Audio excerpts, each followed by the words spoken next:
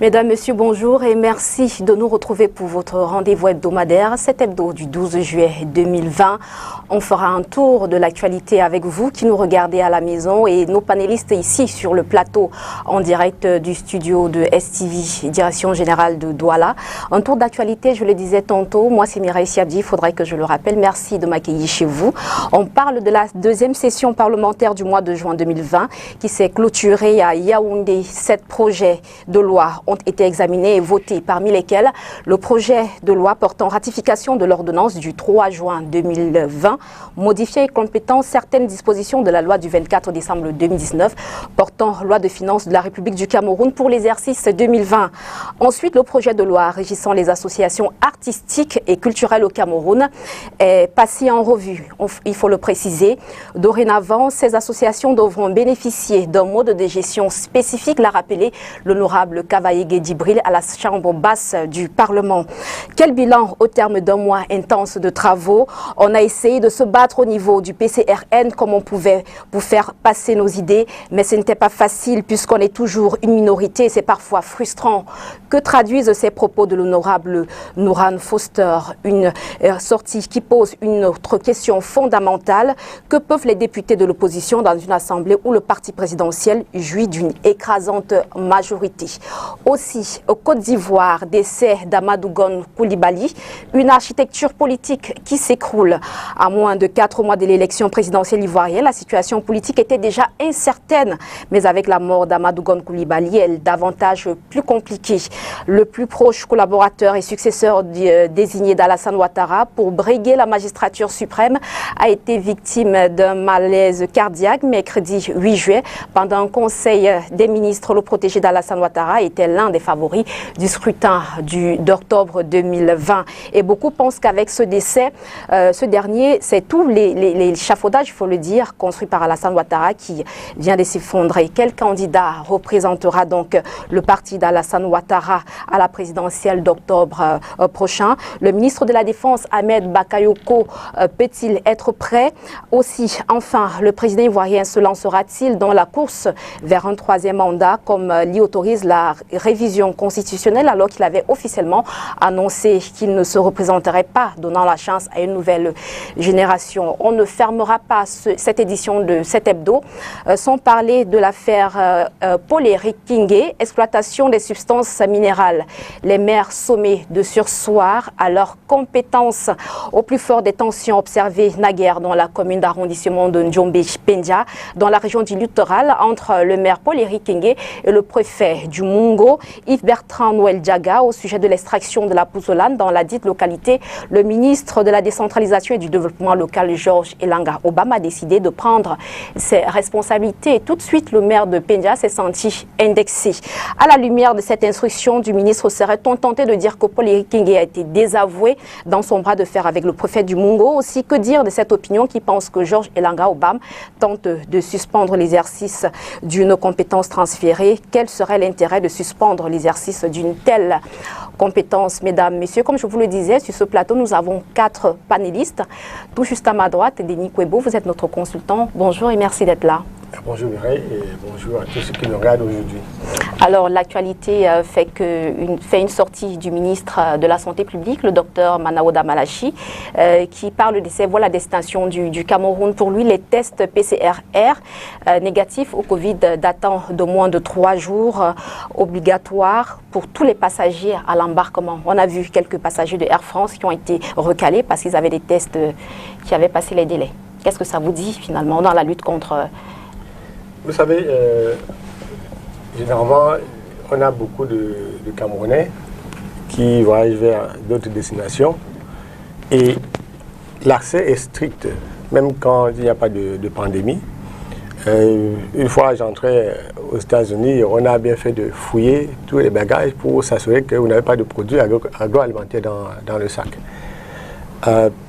Notre pays peut aussi apprendre, n'est-ce pas, à fixer des règles et des conditions pour ceux qui rentrent et s'assurer que ce soit effectivement respecté. Tout le monde sait qu'on a subi, n'est-ce pas, les conséquences d'une mauvaise gestion des arrivées au Cameroun en mars. Jusqu'à ce jour, il s'agit bien de cela. Si le fameux vote du 17, je crois, 17 mars, n'avait pas été géré tel qu'il a été géré, on n'aurait pas eu de problème. Donc, il n'est pas bon que les gens essaient de déroger à cette règle qui a été fixée. Quand vous avez ce test qui date de 3 jours maximum, on peut s'assurer, on peut se dire que la probabilité que vous ayez été infecté en temps est faible. Et il est donc bon, ce n'est pas parce que vous venez à bord de Air France ou tout autre vol que vous pouvez, ou alors ce n'est pas parce que vous venez d'Europe que vous devez essayer de déroger à cette règle. Cette règle est applicable pas seulement au Cameroun, dans d'autres pays. On n'entre plus en France sans les tests. Donc, ceux qui sont disposés à respecter les conditions d'entrée en France ou aux États-Unis doivent être également disposés à obéir aux instructions ou aux règles qui ont été établies par les autorités camerounaises. Ça, et c'est bien que le ministre le rappelle, c'est bien qu'on ait été amené à appliquer cela avec toute la rigueur. Il ne faut pas que les citoyens s'en offusquent. Les Camerounais qui vont ailleurs tout le temps subissent. Vous voyez que même avec des visas, moi je suis allé un jour, je suis arrivé à Paris, et les gens vous exigent les pièces qui vous ont aidé à obtenir un visa, alors que vous n'êtes même pas censé les détenir. Si vous n'avez pas, par exemple, ces pièces-là, on peut vous renvoyer. Alors, il faut qu'on commence aussi à faire des choses comme ça pour que notre pays soit respecté. Mais en matière de protection des citoyens sur le plan sanitaire, c'est bien que toute la rigueur de la réglementation soit appliquée et applicable à ceux qui entrent désormais au Cameroun. Merci Denis Kwebo. Parfait, vous représentez le SDF et vous nous venez de Yaoundé. Merci d'avoir accepté d'effectuer le déplacement. C'est moi qui vous remercie. Bonjour à tous les téléspectateurs de STV. Alors, comment se porte la capitale politique du Cameroun? La capitale politique est là. Elle est dans une situation plus ou moins acceptable avec les problèmes d'insécurité. Vous savez que il y a quelques jours, il y a eu de nombreuses bombes artisanales dans 3 quartiers et il y a des contrôles un peu partout. Il y a le problème de la Covid qui ne laisse pas les uns et les autres indifférents. Et puis, il y a la session parlementaire qui vient de s'achever et qui s'est tenue à Yaoundé avec son lot d'insuffisance, de suspicion et tout ça. Disons que la capitale est là, ça va, ça va. On espère que sur la base d'un certain nombre d'éléments, que les uns et les autres vont un peu bouger. Bon, il y a le fait qu'au niveau de la mairie de la ville, par exemple, il y a quelques difficultés parce qu'il y a des blocages dans la délivrance des certificats d'urbanisme et des permis de bâtir. Parce que depuis que le nouveau maire de la ville a pris fonction, les usagers ont des difficultés. Et ça, il faut le relever. Pourtant, quand il arrivait, tout le monde se disait non, c'est l'homme qu'il faut à la place qu'il faut. Une déception finalement? Je ne sais pas si on peut parler d'une déception. Nous ne sommes qu'au début de son mandat, mais toujours est-il dit que ça commence à faire un peu de bruit parce que les dossiers s'entassent. Et comme c'est un administrateur civil, on est un peu inquiet de ce que la répercussion du travail des administrateurs civils ne soit aussi à Yaoundé et qu'elle bloque le travail. Parce qu'il n'est pas forcément le politique ou bien le pragmatique qu'on aurait souhaité. Mais toujours est-il dit qu'il bénéficie encore de quelques circonstances puisqu'il est nouveau et il paraîtrait qu'il a dit qu'il voudrait d'abord voir clair sur tous les dossiers. Donc ça c'est important, mais nous espérons que d'ici là, les choses vont bouger parce que les usagers ne cessent de nous appeler pour nous dire qu'ils n'arrivent pas à avancer avec ces documents qui sont importants dans la construction et surtout dans le développement. Voilà, vous avez parlé des choses qui doivent avancer. Je ne sais pas, avec vous, Oriol Choumi, vous représentez le MRC. Bonjour. Merci Mireille de l'invitation. Bonjour à Parfait, bonjour à tout le monde sur le plateau. Alors, pensez-vous que les choses avancent dans la gestion de la crise anglophone? Parce qu'il faut en même temps parler de l'évolution de la politique au Cameroun. Pensez-vous que les choses avancent dans la gestion de la crise anglophone? On a présenté récemment les présumés assassins de Florence Ayafor. On a vu, on a lu dans la presse cette début de, comment je vais dire, c'est ce début de prise de contact entre le gouvernement du Cameroun et les leaders ambazoniens. Mais un début de contact qui a été rapidement nié par le gouvernement concerné. Un début de contact qui, jusqu'ici, ne se présente pas comme on l'aurait voulu. Quand je dis on, je ne parle pas forcément du MRC que je représente ici, je parle de ce qui devrait être. C'est-à-dire, s'il y a des morts, on voudrait bien que, 4 ans après le début de cette crise-là, que celui qui préside, même de manière illégitime, aux destinées de notre pays, puisse véritablement prendre ses responsabilités.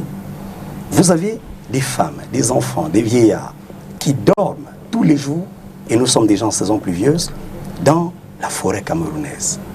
Et vous continuez d'utiliser une politique, tantôt, je vais dire, de suspicion, tantôt une politique de force. Vous continuez de décider là où tout le monde vous dit, c'est ici que nous avons cogné notre pied. Que veulent les anglophones, s'il faut le dire de manière globale et de façon spécifique, les sécessionnistes? C'est vrai que le docteur me dira tout à l'heure que non, ils veulent partitionner le pays. Mais si un enfant se lève, Oriol Tchoumi, fils de Denis Kwebo, dit bon, papa, à partir d'aujourd'hui, moi je divise la maison en 2. Ça peut participer de ce que Denis Kwebo rationne, mais ne se rassure pas que tous les enfants mangent à leur faim. Parce que le gouvernement a pris un certain nombre de mesures, depuis Yaoundé, depuis, pas forcément au Parlement, parce qu'au Parlement, jusqu'au jour d'aujourd'hui, on ne parle pas. C'est un sujet tabou. Les députés SDF ont tenté dans leur bravoure, pendant la dernière législature, et même jusqu'au jour d'aujourd'hui, ils n'ont jamais réussi à faire passer cela. Et pendant ce temps... Il y a eu le grand dialogue national quand même. Un grand dialogue national, je l'ai toujours dit, un grand dialogue national. Vous dites aux gens, venez, nous allons faire une concertation. Et l'objet de la concertation, là, voici, vous ne modifiez rien. La concertation, je le disais l'autre jour, sur un plateau de télévision, la concertation, c'est un conciliabule. La concertation, c'est dialoguer avec, c'est échanger avec. Et échanger avec, c'est de dire, ok, voici mes points. Toi, quels sont tes points?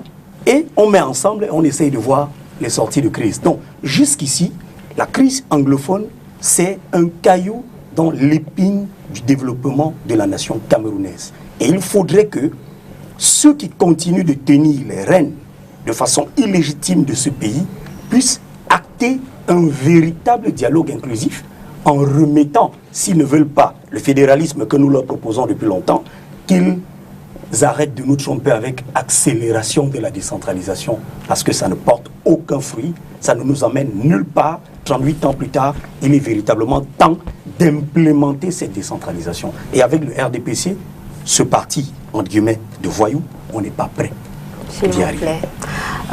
Docteur Patrick Rifoué, vous n'allez pas peut-être vous exprimer sur...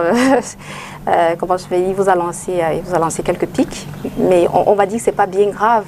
Bonjour et merci d'avoir accepté de venir sur notre plateau. On reste sur cette crise anglophone. Oriol Tchoumi, il a désavoué le grand dialogue national.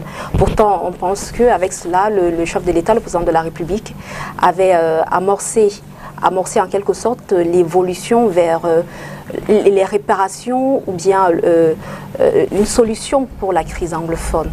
Qu'est-ce que vous répondez? Oui, bonjour à tous les companélistes, bonjour aux centaines de milliers de téléspectateurs de STV. La première chose qu'il faut indiquer, c'est que quand on parle de crise anglophone, il ne faut pas confondre l'épisode auquel nous faisons face à la totalité de la dynamique de cette crise. Je rappelle souvent à ceux qui connaissent mal l'histoire du Cameroun que le sécessionnisme existe dans le nord-ouest et le sud-ouest avant même la réunification. Parce que lorsqu'il y a eu le référendum, il n'y avait que 2 options. On demandait aux populations de cette région-là soit de rejoindre le Nigeria, soit de rejoindre le Cameroun. Or, il y avait des gens qui avaient souhaité une 3e voie. Cette 3e voie ne leur a pas été concédée par le colonisateur britannique. Et donc, il y a toujours eu dans cette zone-là des sécessionnistes. Je tiens à rappeler à mon ami Oriol Tchoumi qu'en 1997, il y a eu 10 morts à la suite d'attaques de ces individus-là. Donc, ce n'est pas nouveau. Deuxième chose, les États modernes font face à des niveaux plus ou moins variables à la tendance sécessionniste. Abiy Ahmed, Premier ministre d'Éthiopie, il vient de recevoir un prix Nobel. Dans sa région natale, il y a une guérilla sécessionniste. Le Nigeria est un État fédéral. Il y a du sécessionnisme là-bas. L'Espagne est un État fortement régionalisé. Mais il y a le sécessionnisme basque, il y a le sécessionnisme catalan. Donc, ce sont des tendances auxquelles les États modernes doivent faire face. Face à la situation à laquelle le gouvernement doit répondre, l'État a adopté une posture que je qualifierais de posture de ferme ouverture. Fermeté d'abord face aux actes de brigandage et de terrorisme qui sont perpétrés sur les populations du nord-ouest et du sud-ouest. Ouverture parce que le chef de l'État l'a rappelé, et c'est la seule ligne que défend le gouvernement. Le gouvernement camerounais est ouvert à toutes les initiatives qui peuvent nous permettre d'arriver à une situation de paix durable. Il y a cependant une ligne rouge. Le président de la République a reçu un mandat qui est celui de préserver l'intégrité territoriale du Cameroun. Donc, le Premier ministre l'avait indiqué quand il allait au sud-ouest, et je crois que le communiqué qui a été produit par le ministre de la Communication l'a rappelé. Nous restons disposés à discuter. Tout est sur la table à partir du moment où l'intégrité territoriale du Cameroun est respectée. Il n'y a pas de tabou a priori. Le ministre de la Communication n'a pas démenti, contrairement à ce que j'ai entendu dire, qu'il y a eu des contacts. Il a démenti le fait qu'on ait prétendu que ce sont des négociations. Les contacts, il y en a toujours eu. Il y en a eu plusieurs, pas seulement ici. Autrement dit, ce communiqué confirme le fait qu'il y a eu une prise de contact. Les contacts sont permanents. Il faut continuer. Moi, je disais récemment, Dieu le Père lui-même a souvent dialogué avec Satan. Ce sont certes des terroristes, mais il faut discuter avec eux si nous voulons ramener la paix là-bas. Donc le gouvernement ne peut pas s'interdire de parler avec eux. Il faut continuer à multiplier les approches qui peuvent nous permettre de mettre tout le monde sur la table. Je rappelle que la faction Ayoub Tabé n'est qu'une des factions. Il y a une dizaine de factions dans cette zone-là aujourd'hui. Donc il ne faut pas croire que si on parle avec Ayoub Tabé, on va arriver à une situation qui va installer une paix durable dans cette zone-là. Encore que, même dans cette faction, Ayoub Tabé est contesté dans son leadership par Samuel Sako et Chris Anou. Donc le gouvernement veut parler à tous les seigneurs de guerre qui se trouvent en Angleterre, qui se trouvent en Norvège et qui se trouvent aux États-Unis pour arriver à une situation de paix globale. Il ne s'agit pas simplement de parler avec la faction Ayoub Tabé. Merci Patrice Rifouy, docteur Patrice Rifouy, il faut le préciser. On a annoncé d'entrée de jeu cette thématique sur la clôture des travaux de la session parlementaire.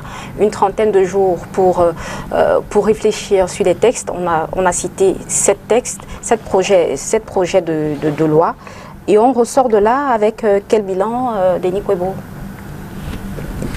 D'abord, je vais tirer ma réponse de votre introduction tout à l'heure qui allait au fond en exprimant les idées qui seraient émises par tel ou tel protagoniste, n'est-ce pas, présent lors de cette session parlementaire-là.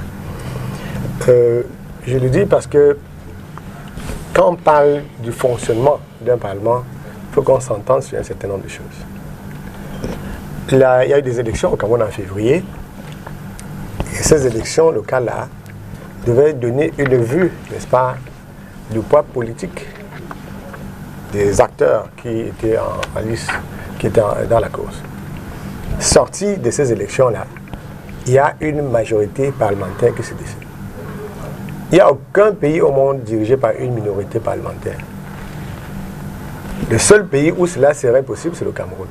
Parce qu'on a tendance, souvent quand on écoute des discours politiques, et ça c'est complètement terrible, on a l'impression que la minorité parlementaire peut diriger dans un pays. La majorité parlementaire est aussi la majorité politique. Et l'évidence, c'est que les projets qui passent peuvent être au moins essentiellement ceux de la majorité parlementaire, la majorité politique. Si le contraire se produit, ce serait une exception dans l'histoire. Alors qu'est-ce qu'il faudrait donc faire? Julien, oui. Ce qu'il faut faire, c'est qu'à la prochaine élection présidentielle, ceux qui ne veulent pas que le type de loi voté par la majorité actuelle soit voté, doivent voter pour une autre majorité. Si on dit quelque chose en dehors de cela, on est en train d'amuser la galerie. Donc ceux qui dirigent un pays, c'est ceux qui ont une majorité politique, ceux qui ont une majorité parlementaire. Vous pouvez avoir la majorité politique en prenant la présidence de la République, ça ne va pas aller avec la majorité parlementaire puisqu'on va bloquer tous vos projets. il se trouve qu'il y a un parti politique au Cameroun. Oui, j'insiste sur ce fait parce que dans les opérations de bavardage sur les réseaux sociaux, sur les forums politiques, on fait croire aux citoyens que le contraire est possible. Il y a le travail, on peut avoir une grande animation politique des forces non représentées à l'Assemblée nationale. Cette animation peut être plus dynamique, plus vivante que la majorité au Parlement, mais c'est deux choses différentes parce que cela concourt simplement à de l'animation, parce que ce n'est pas susceptible de transformation politique. Donc pour les sessions qui viennent de passer, tous les projets qui ont été présentés par la majorité sont passés. C'était évident. Nous, on a pensé un instant qu'il y aurait toute une bagarre sur le projet qui recadrait le cadre de fonctionnement des associations culturelles. Il y a eu des débats viraux sur la toile, mais ces débats n'étaient pas des débats de fond. C'était des débats du pour ou contre. Dans les débats de fond ne portent pas sur le pour ou le contre. Les débats de fond portent sur des échanges qui pourraient structurer un secteur d'activité. Par exemple, vous ne pouvez pas avoir une association culturelle d'intérêts individuels, puisque les intérêts culturels sont des intérêts collectifs. Donc la loi ne peut doit obliger tout le monde, en toutes circonstances, à mettre sur pied des associations culturelles d'intérêts collectifs. Donc, sinon, on a eu ça avec des sociétés de droits d'auteur. Une qui appartient à M. Kwebo, une qui appartient à Oriol Tchoumi. On ne peut pas le faire dans un pays parce que ces intérêts-là sont collectifs. Donc, la loi qui est venue encadrer cela. Maintenant, le désordre qu'il y a dans le milieu des artistes, qui ressemble au désordre qu'il y a dans le milieu des journalistes, a favorisé la non-prise en compte d'un certain nombre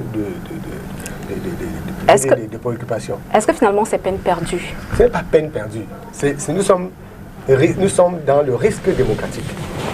Quand vous voulez fonctionner comme si vous étiez en démocratie, alors que tous les éléments qui concourent à la bonne expression démocratique ne sont pas encore là, vous vous rendez compte qu'il y a du travail à faire. Le travail à faire au Cameroun aujourd'hui, au lieu de nos batailles entre nous, entre X et Y, c'est qu'on met sur pied les conditions d'un fonctionnement démocratique de nous. C'est pour le moment, pour revenir au Parlement. Donc, ce qui est sûr, on dit souvent que le Parlement est une chambre d'enregistrement. Tous les parlements au monde, où il y a une majorité politique, sont presque des chambres d'enregistrement. Puisque la majorité politique représente la volonté de ceux qui tiennent le pouvoir. Et on n'a pas le pouvoir pour le perdre, on a le pouvoir pour le conserver. Toutes les lois qui viennent sont là pour consolider le pouvoir de ceux qui sont établis, jusqu'à ce que le peuple, s'il n'est pas satisfait de ce fonctionnement, renverse la majorité. Le discours devait être celui-là. À chaque fois, ne pas continuer de déresponsabiliser les Camerounais en faisant croire que c'est le député de l'opposition qui n'a pas pu inverser la tendance. Il ne revient pas au député de l'opposition de renverser la tendance. Il revient à une majorité parlementaire qu'on aurait concédé ou donné à l'opposition d'inverser la tendance. Tant que cela n'est pas fait, le peuple lui-même doit assumer les résultats qui sortent de l'Assemblée. Donc pour le moment, ce qui sort de l'Assemblée, c'est la volonté exprimée par la majorité ayant voté pour les candidats du RDPC. Donc c'était évident. Faut pas, je sais qu'on va entrer dans un débat où... Oui, justement. Il y avait des sous-entendus quand on parlait de Nouran. Oui. Et j'ai eu l'impression aussi qu'elle n'a pas bien compris quel était son rôle en tant que député de l'opposition. Mais c'est quoi son rôle finalement? Son rôle en tant que député de l'opposition, c'est de faire entendre une voix discordante, sans espoir que cette voix discordante-là puisse avoir un effet, puisqu'on est en démocratie, et votre adversaire a la majorité. Vous ne pouvez pas aller dans une bagarre.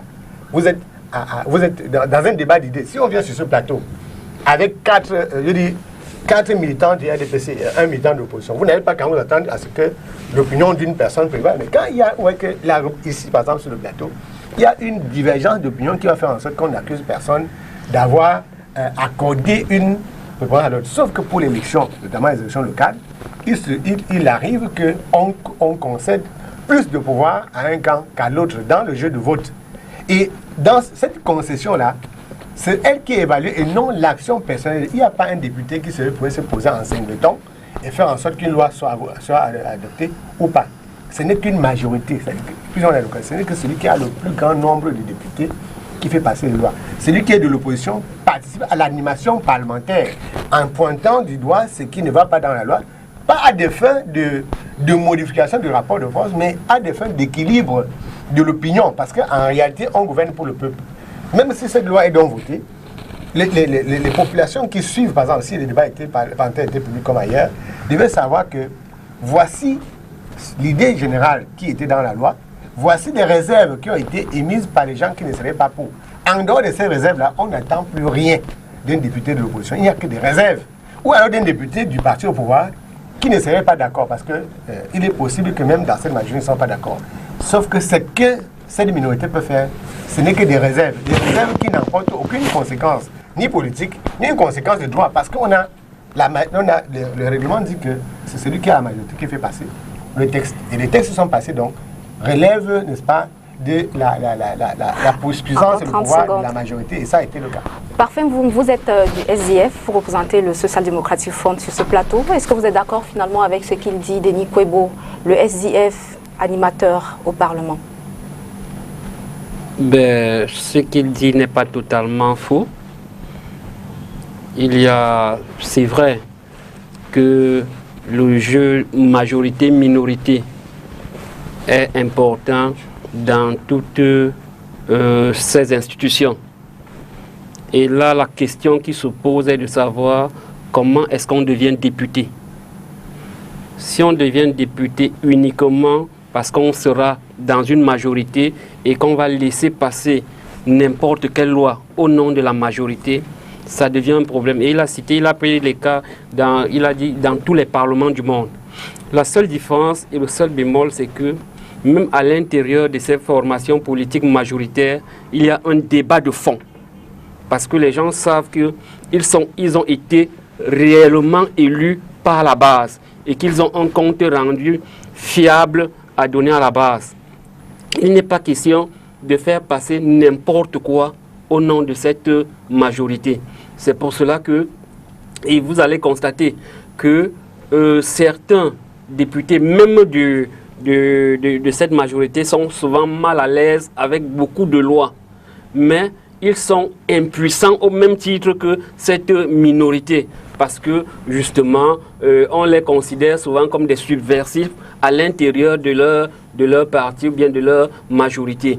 Et le plus grand perdant, évidemment, c'est le peuple, c'est la base. Parce que finalement, on se rend compte que on vote des lois, parfois des très mauvaises lois qui passent, même leur application n'est pas faite, et on a l'impression que le rôle du député, finalement, est celui d'une caisse de résonance du parti au pouvoir ou des ministres, où on ne peut même pas remettre en cause ne serait-ce qu'une virgule. C'est pour cela que les députés du SDF, pour se désengager de cette affaire, et particulièrement au niveau des activités culturelles, ont pris l'opinion à témoin et n'ont pas voté cette loi, cette loi qui nous paraît encore plus suicidaire qu'avant. Parce que incapable de gérer des sociétés de droits d'auteur avec 4 sociétés seulement, et on vous dit qu'on va mieux faire avec des fédérations, il y a quand même quelque chose de malsain. Et malheureusement, moi j'étais candidat à ces élections législatives. J'aurais bien voulu être aussi dans ce Parlement. Malheureusement, la façon dont les élections sont organisées dans ce pays ne permet pas toujours que tous les talents soient à l'intérieur de cet hémicycle. Une grosse déception pour vous, finalement. Et finalement, non, beaucoup d'expérience. Et finalement, vous vous retrouvez avec certains députés ou bien des députés qui sont là uniquement pour leurs affaires personnelles. Vous avez le débat aujourd'hui au sein de ce Parlement entre les membres du bureau de l'Assemblée et les simples députés. Les simples députés accusant ceux du bureau d'avoir tous les privilèges en termes de congés qui sont payés pour ces membres du bureau et pas pour les simples députés en termes de véhicules qui sont plus coûteux que ceux des députés, des simples députés en termes de privilèges. Et c'est là-bas qu'il y a eu un débat sous-jacent.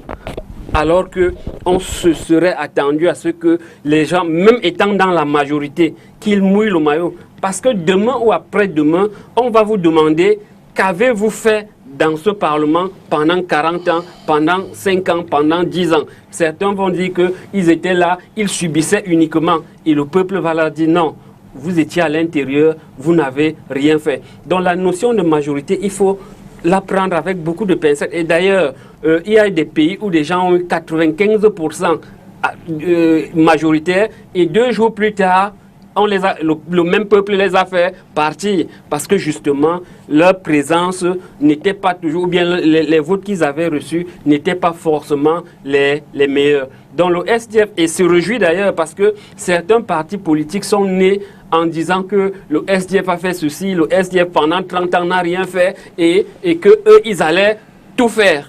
Maintenant, ils sont confrontés à la réalité. Je parle de ceux qui sont plus engagés là, en termes d'opposition, qui nous ont dit que non, le SDF a trahi, le SDF a vendu. Aujourd'hui, eux-mêmes, ils sont face à une dictature féroce. Et ça vous rend fiers? Non, ça nous permet de savoir qu'ils s'étaient trompés et ils s'étaient appuyés sur des mauvais arguments pour se hisser. D'autres disaient qu'au Parlement, on n'a rien fait. Et ça me réjouit aujourd'hui quand même de constater que c'est dans l'impuissance totale que les uns et les autres s'expriment. Mais quand même, on a vu beaucoup de photos, on a vu beaucoup d'images. Peut-être que c'est aussi bénéfique pour les députés individuellement. Merci, parfait. Alors, Oriol Choumi, la session s'est clôturée. Et modéré. La session s'est clôturée. C'est la fin, c'est la chute. Beaucoup de photos. Parfait, oui, beaucoup de photos et tout. Les selfies. Ça fait quand même du buzz sur la toile. Et je pense que dans des rédactions, on devrait revenir, des rédactions TV, on devrait revenir à ce type d'émissions qui parfois captent tout ce qui se fait du côté de l'Assemblée nationale. Qu'est-ce que ça vous fait de voir autant de photos, autant d'images? Ça m'amuse, justement, comme j'étais amusé, parce que Parfait a raison. Seulement, permettez que je revienne sur ce que disait le grand frère Denis. Oui. La majorité parlementaire ne veut pas dire caisse de résonance. Le Parlement n'est pas une sorte de chambre des crieurs publics.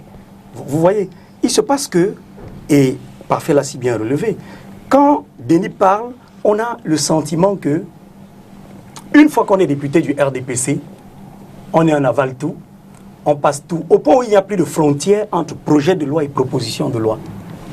Permettez que je vous dise qu'au Cameroun, depuis l'accession de M. Biya à la magistrature suprême de ce pays en novembre 1982, aucun député n'a jamais été à l'origine d'une proposition de loi. Mais c'est assez grave. Assez grave de savoir que il a raison. Tout le monde veut courir pour aller au Parlement. Mais Denis a raison quand il dit que, même si vous venez au Parlement maintenant, là, et que la majorité c'est... Sauf que, il oublie de rappeler que le Conseil constitutionnel doit être là, comme une épée de Damoclès, au-dessus de la tête du Parlement. Or, il se passe qu'au Cameroun, qui nomme les membres du Conseil constitutionnel? Le président de la République. Qui décide de X, Y, Z? Le président. Certains sont élus. Mais qui nomme le président? C'est le président de la République.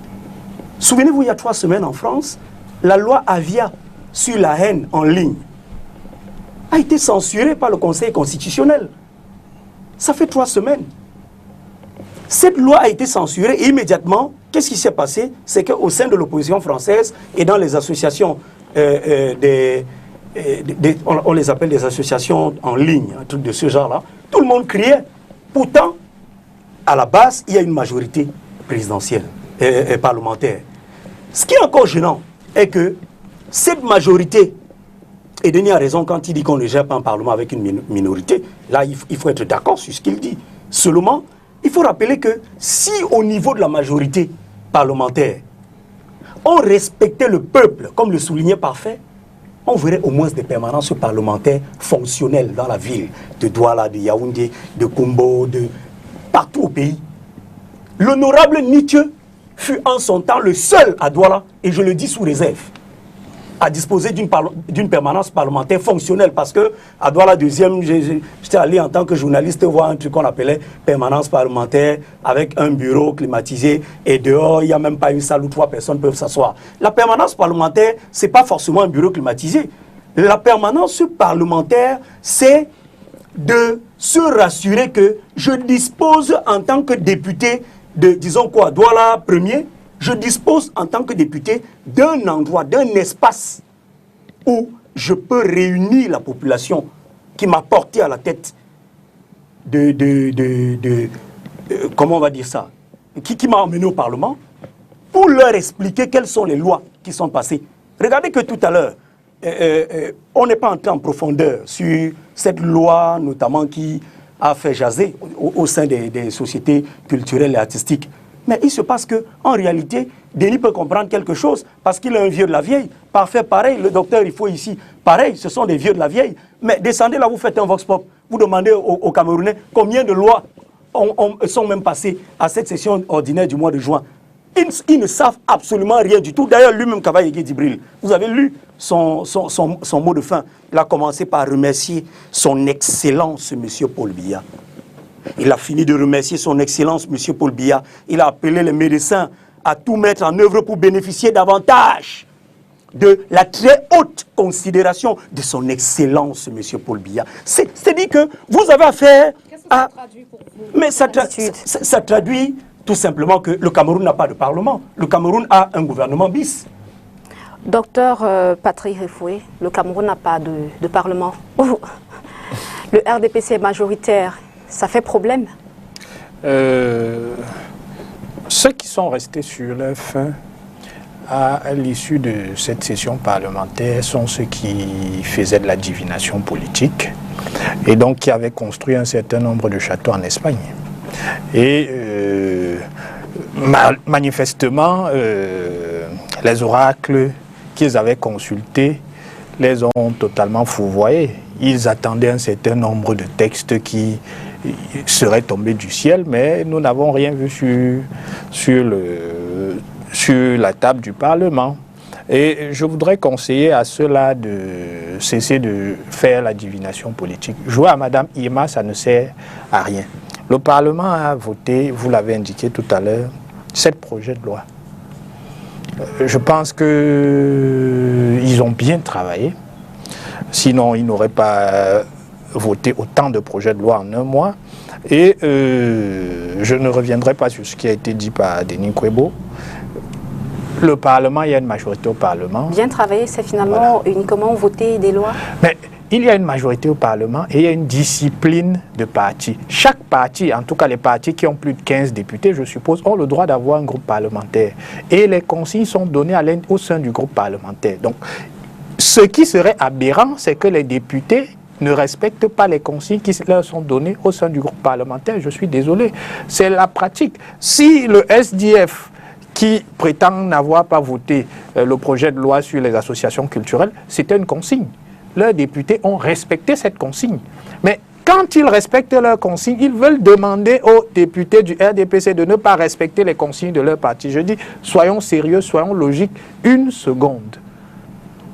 Donc, il y a un gouvernement, il y a une majorité qui est au Parlement et la majorité correspond au gouvernement en place. Donc, c'est normal que les lois qui sont préparés, les projets de loi qui sont préparés, lorsqu'ils sont communiqués à l'Assemblée, ils soient votés par cette majorité-là. Maintenant, effectivement, il y a eu des débats sur un certain nombre de dispositions qui étaient contenues dans le projet de loi sur les associations. Je crois savoir que le ministre, puisqu'il y a des textes d'application qui vont être promulgués ultérieurement, je crois savoir que le ministre a pris un certain nombre d'engagements afin que les desiderata du mouvement associatif soient pris en compte dans ce cadre-là. Donc, il y a de la concertation, le gouvernement est parfaitement à l'écoute des observations et des récriminations qui sont émises par le corps social. Sinon, il n'aurait pas pris cet engagement-là en disant « Ok, nous sommes d'accord, les points que vous avez soulevés sont des points pertinents, on les intégrera lorsque les décrets d'application sortiront. » Donc, je dis, la session s'est terminée. Ceux qui pensaient qu'on modifierait la Constitution, on introduirait un hypothétique vice-président, voilà, ils en sont pour leur compte. Auriol Choumi, il va falloir... Vous nous dites quelque chose parce que justement, avant l'entame de cette session parlementaire, le MRC parlait de...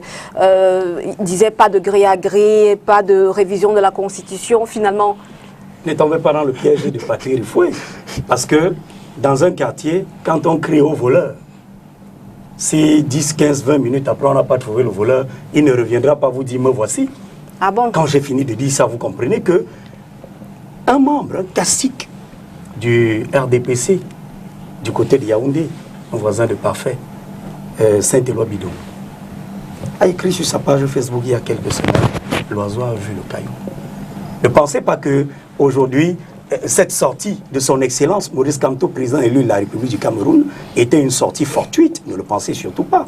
C'est une sortie qui a justement permis au RDPC qui a désaxé le RDPC et qui a permis de créer des garde-fous. Et aujourd'hui, ils ne savent plus à quel sein se vouer. C'est pourquoi à tout moment, ils se retournent pour rappeler qu'il n'y a pas eu de vice-président à la tête du Cameroun, mais qu'ils nous disent si, à l'heure actuelle, le Cameroun est dirigé.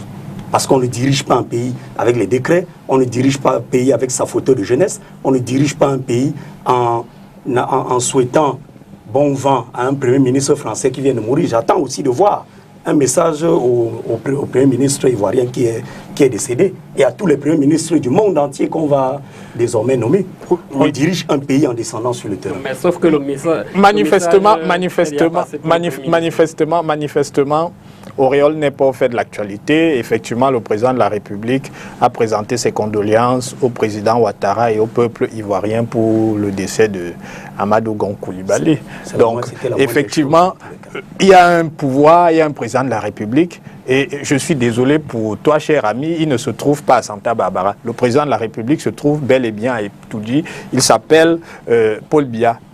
À Santa Barbara, nous avons un individu qui est le président du mensonge, qui se trompe tout le temps et qui n'en tire manifestement pas les conséquences. Mais Auriol laisse entendre que le président du MRC, Maurice Kamto, a fait peur au RDPC. La raison pour laquelle au Parlement, on s'est retracté un tout petit peu. Écoutez, soyons sérieux. Un mouvement d'opinion, parce que le MRC est aujourd'hui un mouvement d'opinion. Il n'a même pas un député à l'Assemblée nationale. Vous pensez vraiment qu'un mouvement d'opinion pourrait nous empêcher, nous, RDPC, de faire passer un texte? Nous en avons parlé tout à l'heure, il y a une discipline parlementaire. Si on avait souhaité modifier la Constitution, nous sommes en situation de le faire, que ce soit en passant par le Parlement ou alors par voie référendaire. Et le MRC n'y pourrait malheureusement rien. Donc, nous n'avions pas ce projet-là à l'agenda. Je pense que la boule de cristal dans laquelle Maurice Kamto a lu était une boule assez sombre. Il faudrait qu'il la nettoie pour les prochaines séances de divination. Pas de gré à gré, pas de révision de la Constitution de Nikwebo, finalement, prise de bec entre ce conflit entre le RDPC et le MRC qui dit, d'une part, voilà ce qu'on a constaté, le RDPC dit, il n'en était rien. Moi, je suis journaliste et analyste politique et je fonctionne avec ce qu'on appelle en journalisme la matière factuelle. La matière factuelle est une matière à fait, comme on dit, matter of fact, pas la matière spirituelle. La matière spirituelle aussi peut-être existe pour ceux qui y croient. Tout à l'heure, je vais revenir sur la notion de majorité. Il y a deux types de majorités. Il y a des majorités homogènes et des majorités composites.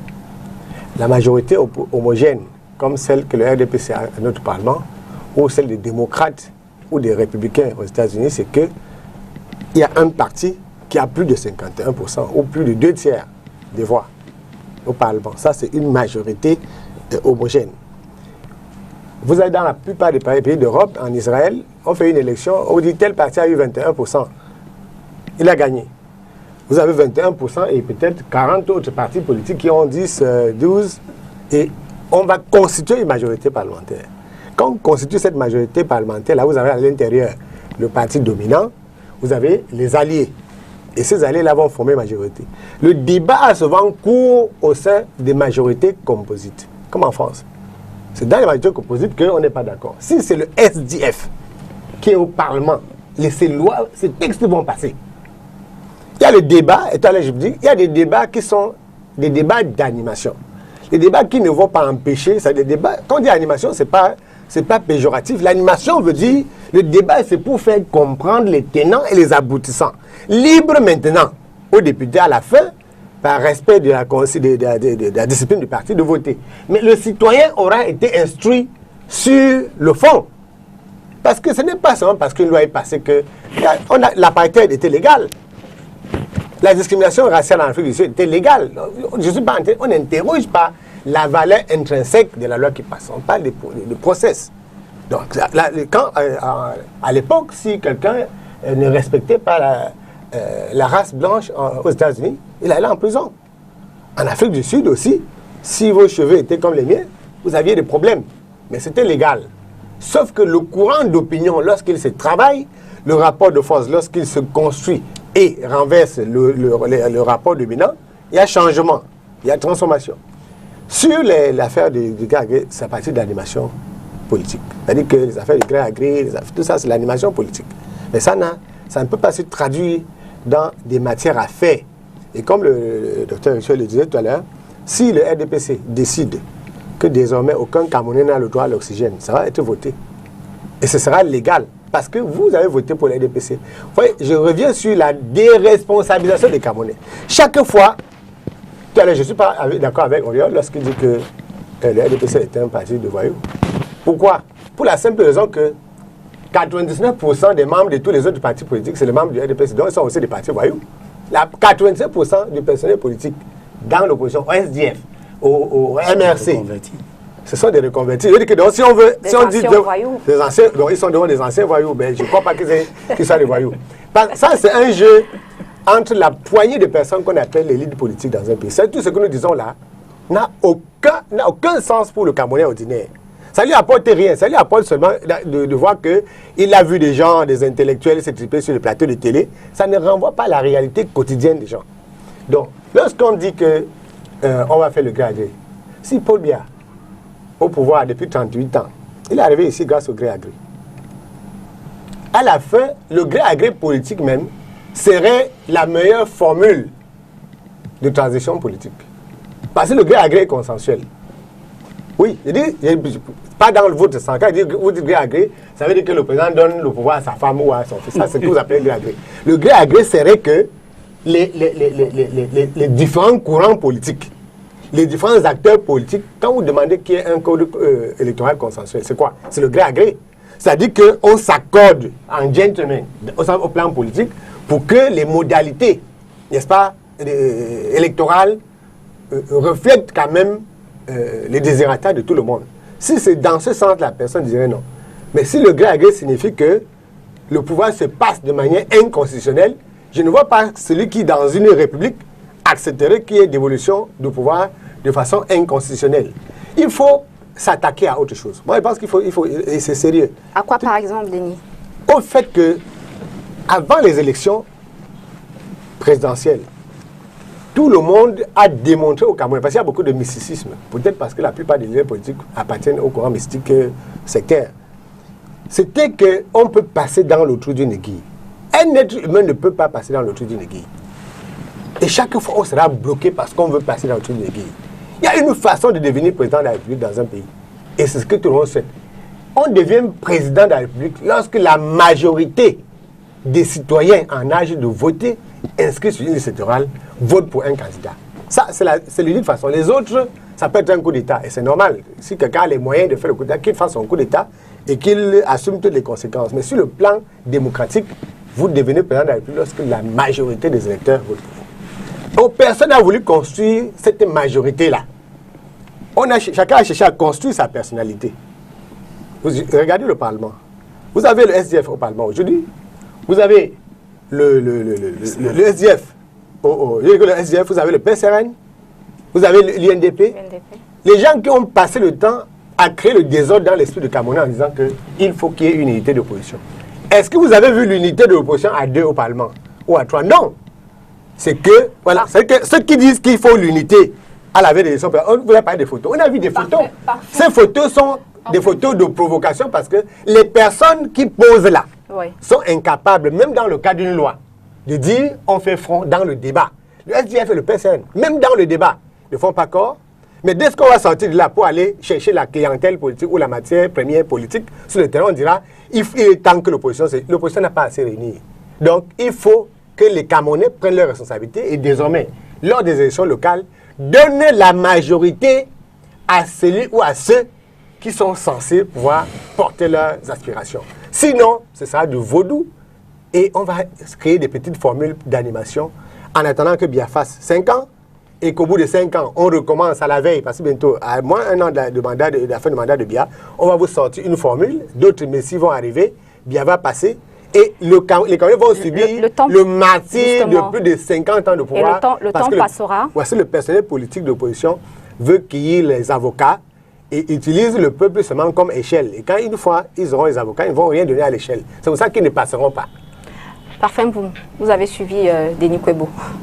Non, c'est plus complexe que ça. C'est plus complexe que ça. Et je vous dis toujours que quand vous avez en face une dictature, il ne faut jamais l'oublier. Qu'en face, nous avons une dictature. Ce que nous avons à faire, à la limite, c'est peut-être de prendre les armes. Mais on n'a pas choisi cette option. Donc, on subit cela. On subit cela et finalement, on nous traite de faibles. On nous traite d'incompétents. Mais en face, on a des gens qui ne veulent pas le minimum de consensus. C'est de cela qu'il est question. Qui ne veulent pas de gré à gré, si tu veux. Donc, c'est pour dire que, si tu permets, pour dire qu'il faut pousser l'analyse plus loin et dire que, oui, l'opposition a certes sa part de responsabilité, mais on a en face, quand tu es de l'opposition, tu combats contre le RDPC, tu combats contre la police, tu combats contre la gendarmerie, tu combats contre les sous-préfets, tu combats contre toute l'administration. Ce n'est pas ça. Dans certains pays, il y a certaines oppositions qui ont réussi quand même. Oui, elles ont réussi en utilisant des méthodes parfois peu orthodoxes et qui ont conduit le pays vers la dérive. Le chairman Frundi, il aurait pu entraîner ce pays dans l'incertitude en 92 quand il a gagné cette élection. Mais il a dit, s'il choisit cette voie, c'est le sang partout. Et il a reculé. On le traite aujourd'hui de faible. Il aurait pu. Et c'est pour cela que nous en appelons à ceux qui sont en face de se dire que demain vous pouvez être dans l'opposition. Ne soyez pas arrogants parce qu'on est en train tous de servir une nation. Et pour cela, mettez les règles minimales sur la table. Ces élections-ci, je peux vous dire qu'au nord-ouest et au sud-ouest, il n'y a pas eu élection. Il y a des gens qui sont députés avec 60 voix. Il y a des gens qui sont députés parce que... Il y a eu des élections dans les régions du nord-ouest et du sud-ouest. Bien entendu, même si il est évident, et je pense que la tendance était déjà perceptible lors de la présidentielle, en raison des déplacements et de la situation sécuritaire, la majorité des populations de cette zone n'ont pas pu se rendre aux urnes. Mais le fait que la majorité de la population n'ait pas pu se rendre aux urnes ne signifie pas qu'il n'y a pas eu élection. Il y en a qui se sont déplacés et il faut respecter le vote de ceux qui sont allés aux urnes en dépit de la situation sécuritaire. Et en face, l'opposition vous appelle à moins d'arrogance finalement dans la gestion des affaires politiques au Cameroun, gouvernementales. Je crois qu'il faut au fond savoir ce qu'on veut. Un temps, on dénonce le gré à gré. La seconde suivante, on requiert le gré à gré. Bon, qu'est-ce qu'ils veulent, l'opposition? Ils veulent qu'on gouverne avec eux quand ça les arrange, mais qu'on ne gouverne pas avec eux quand ça ne les arrange pas. Moi, je dis... C'est ce que vous voulez finalement au MRC? Qu'est-ce qu'ils veulent? Non, il me semble que tout à l'heure, Denis a bien délimité le champ entre le gré à gré dont nous parlons et le gré à gré que le docteur Ifoué n'a pas très bien compris. Parce qu'il dit, s'il faut s'asseoir sur une table, s'arranger, se concerter pour définir ensemble les modalités pratiques du jeu électoral, ça c'est le gré à gré. C'est ce que Denis a dit tout à l'heure. Mais s'il faut utiliser le Parlement sous le prétexte que nous avons un gouvernement bis, pour choisir, comme il le disait, si on avait voulu, on l'aurait fait. Un peu comme si Tchoumi vous aurait laissé faire. Donc si on avait voulu, on l'aurait fait. Il dit à ce moment-là que ce gré à gré-là ne devrait pas passer en démocratie. Et parfait, a raison. Il faut très bien écouter parce que quand Denis parle, j'ai le sentiment que j'écoute ou que je lis Emmanuel Kant. Mais j'ai envie de dire, Kant a les mains pures, mais il n'a pas de mains. Le contexte actuel, madame, où vous avez des sous-préfets qui participent et qui prennent part aux réunions du RDPC, des préfets, des gouverneurs qui contribuent financièrement. Où vous avez, bien sûr, où vous avez, écoutez, l'une des plus belles vidéos de mon téléphone portable, c'est le président du Conseil constitutionnel camerounais. 17h. Il est assis là. Qu'est-ce qu'il fait au quotidien? Il pompe sur Facebook sans booster les informations. Aujourd'hui, je suis avocat. Si vous avez tel problème, voici mon numéro de téléphone. Allez, c'est là, c'est sur Facebook.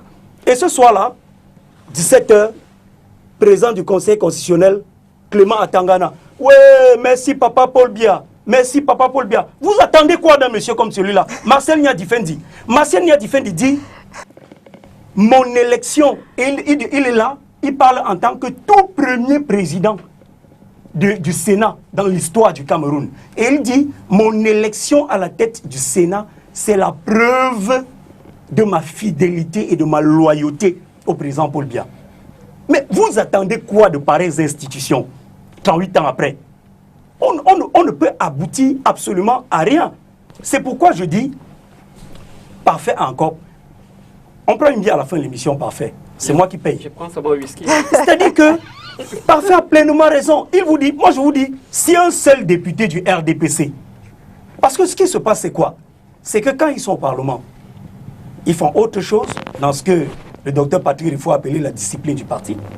Et quand ils sont dehors, ils retrouvent les journalistes ordinaires, Choumi, tout le monde là. On joue un rôle. Tu vas faire comment? Tu ne peux pas décider, ça vient de Yaoundé, la discipline du parti.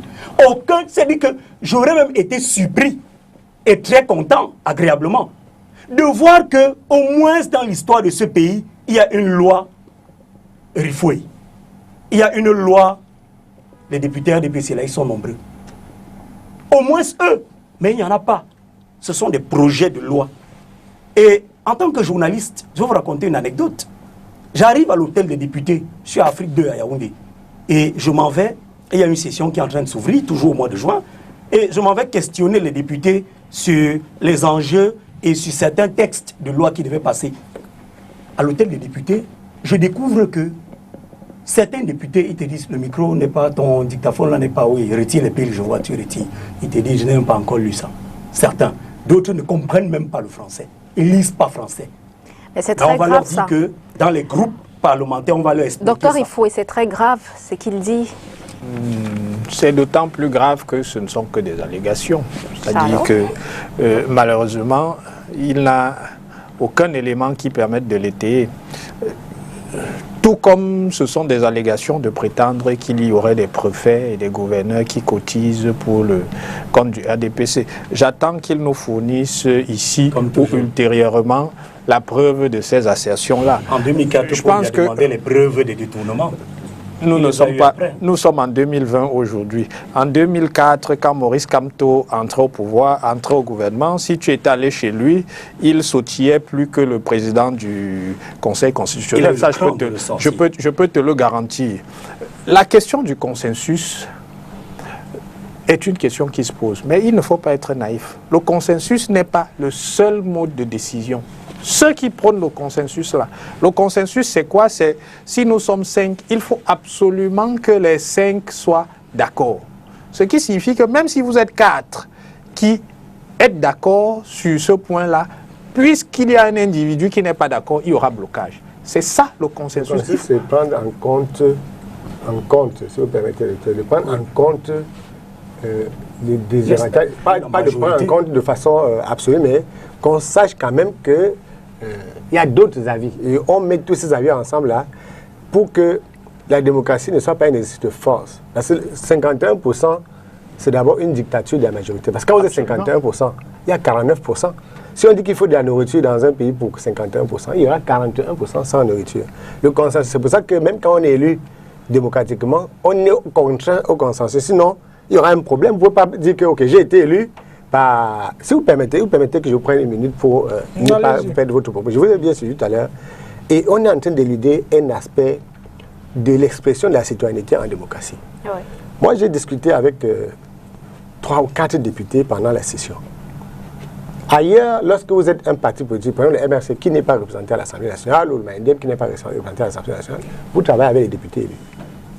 Vous allez vers un député, vous lui exposez votre idée. Parce que les députés sont les députés de la nation. Ils ne sont plus les députés de la RDPC. La loi dit que ce sont nos députés. Donc si moi, citoyen ou journaliste, Et j'ai travaillé avec un certain nombre de députés, par exemple, sur une loi sur la presse au Cameroun. On le fait depuis un certain temps, mais vraiment, c'est pour ça qu'ailleurs, il existe des caucus même. Les gens travaillent, il y a du lobbying. Donc les citoyens sont libres d'aller vers un député du SDF ou du PCRN ou du RDPC pour, comme vous avez dit qu'il y en a qui ne savent pas lire. Alors s'ils ne savent pas lire, ceux qui savent lire doivent donc aller vers eux. Si les députés savent même lire, est-ce que c'est analyser un budget sur le plan économique? Ce n'est pas tout le monde qui connaît l'économie. Il faut donc, à défaut du cabinet parlementaire, en passant, il y a le député SDF, Lonchi Abeniko, qui avait le premier cabinet parlementaire, le très grand au Abépanda. C'était la permanence parlementaire, c'était très animé. Lonchi Abeniko, je ne sais pas s'il est toujours en vie, mais j'allais à sa permanence parlementaire à l'époque, c'était bien fait. Donc les citoyens doivent apprendre aujourd'hui, parce qu'on n'est pas obligé d'être au Parlement pour avoir le voix au chapitre. On peut aller vers un député, discuter avec le député, lui présenter un certain nombre de choses. Il y a des questions-réponses au Parlement.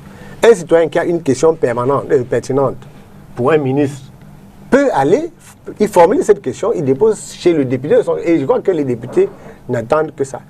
Tout à l'heure, quand j'insiste sur la question de la déresponsabilisation des Camerounais, c'est que, en réalité, on a l'impression que les députés ne doivent pas avoir un chèque en blanc. J'ai vu, depuis quelques jours, vous allez permettre, les Maliens dans la rue, parce qu'un opposant, à l'Assemblée nationale, un opposant est au pouvoir au Mali. C'est un opposant à qui les Maliens ont accordé un chèque en blanc. Il fallait changer le pays au Mali. On a donné un chèque à un individu. Il n'écoute personne. C'est un opposant. Boubacar Ibeka, c'est un opposant. Est-ce qu'il a opposant? Non, j'ai dit que c'est un ancien opposant qui a reçu un chèque en blanc de son peuple et qui hier a fait tirer sur le peuple. Je suis sûr qu'au Cameroun, là, on va tirer sur le peuple pendant 50 ans. Non, je ne sais pas pourquoi. Non, pas certains opposants. Il dit que ne prends pas certains opposants parce que l'opposition n'est pas une position figée. C'est-à-dire qu'il y a une construction chez les personnes politiques qui fait en sorte que les droits de la personne ne disent rien à ça. Vous n'avez pas besoin d'être du MRC ou du SDF ou du RDPC pour savoir qu'un citoyen a des droits. Donc, mais si on commence à emballer nos droits au motif que vraiment on supporte le SDF, on supporte le PCRN, on supporte le MRC, il y a des postures critiques dans un pays. L'opposition est l'essence de la démocratie. C'est ça qui fait vivre la démocratie. Tant qu'il n'y a pas d'opposition, il n'y a pas de démocratie. Quand on parle de dictature. La dictature, c'est que même si vous avez raison tout seul face à des milliers de personnes, ça devait poser un problème. Il faut que les citoyens prennent le pouvoir. Ils ont ce pouvoir-là. Ils ont le pouvoir de voter. Ils ont le pouvoir de s'inscrire sur les listes électorales. Ils ont le pouvoir d'aller interpeller un député chez lui et de dire en public que voici la question que j'ai donnée au député SDF tel.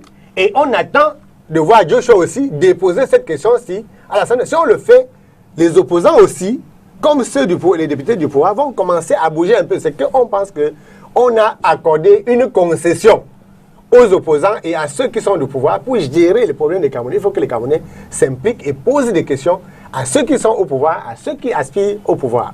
Merci Denis. Alors, parfait. Il y a une image qui crée la polémique sur les réseaux sociaux, on va dire une polémique plutôt virale. Cette image du président de l'Assemblée nationale qui, dans la lutte anti-Covid, remet une valise d'argent collectée par les députés. 100 millions. Oui, mais ça, c'est même l'image de notre Parlement, en tous les cas. Parce qu'on aurait pu faire ça de manière la plus fine possible. Quelle est cette histoire où il y a toujours des sacs d'argent qu'on présente comme cela? Et pour moi, c'est gênant pour des parlementaires. Mais là où si tu permets, il y a une petite bifurcation que je voulais faire au niveau du contexte et de la situation. Oui, en 30 oui, secondes. Nous sommes, quand je nous vois sur le plateau, nous ne sommes pas aussi âgés. Nous avons le devoir d'être minimalement francs pour l'avenir de ce pays. Parce que nous tous, sortis de ces plateaux, nous connaissons comment est-ce que le Cameroun se porte. Et nous savons comment est-ce que les Camerounais souffrent et quelles sont même nos perspectives. Parce que vous arrivez, par exemple, à la poste centrale, les gens montent, ils descendent. Parfois, vous ne savez pas ce qu'ils cherchent. Tout le monde est nerveux, tout le monde est tendu, tout le monde. Et pourquoi? Parce qu'il y a un problème réel, même psychologique. Et il faut faire un effort d'éviter ce qui est malheureusement, ce qui semble être à l'horizon. Et c'est pour cela que nous demandons, au-delà des chapelles politiques, qu'on s'asseye. Avant d'aller aux élections. Tout le monde sait, même Elekam sait que les textes actuels ne sont pas bons. Il faut les changer. Si vous forcez, vous dites que ok, on va partir parce qu'on a la majorité. Demain ou après-demain, je vous rappelle qu'il y a eu des majorités comme celle-là. 2 jours après ou une semaine après, les présidents étaient obligés de prendre la fuite. Parce que des gens ont été arrogants, ils ont dit, ils ont le pouvoir. Et l'opposition, je vous dis, elle a cet art. Nous-mêmes, nous savons. Mais en face, on ne peut pas combattre contre toute cette administration. Et les CAM et tout ce monde-là, c'est beaucoup pour une opposition comme celle-là, comme la nôtre. Si on n'avait que le RDPC en face, on dit ok, les règles sont minimalement équitables et que le RDPC nous gagne sans toutes les fraudes et tous les travers, nous aurions dit oui, nous sommes comme ça. Mais à peine si je suis sur un plateau comme ça, c'est peut-être les services de renseignement qui disent tel, il commence à me suivre.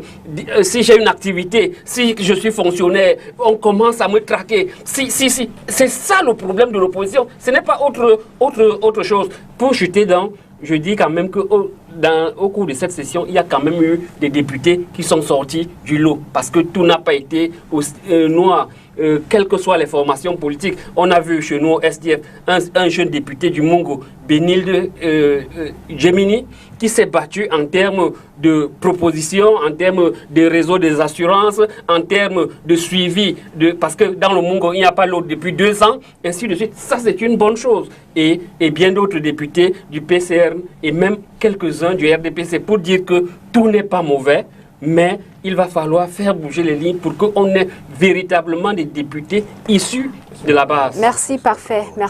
Alors, si la réalisation nous le permet, on va prendre une petite transition et on va revenir juste derrière.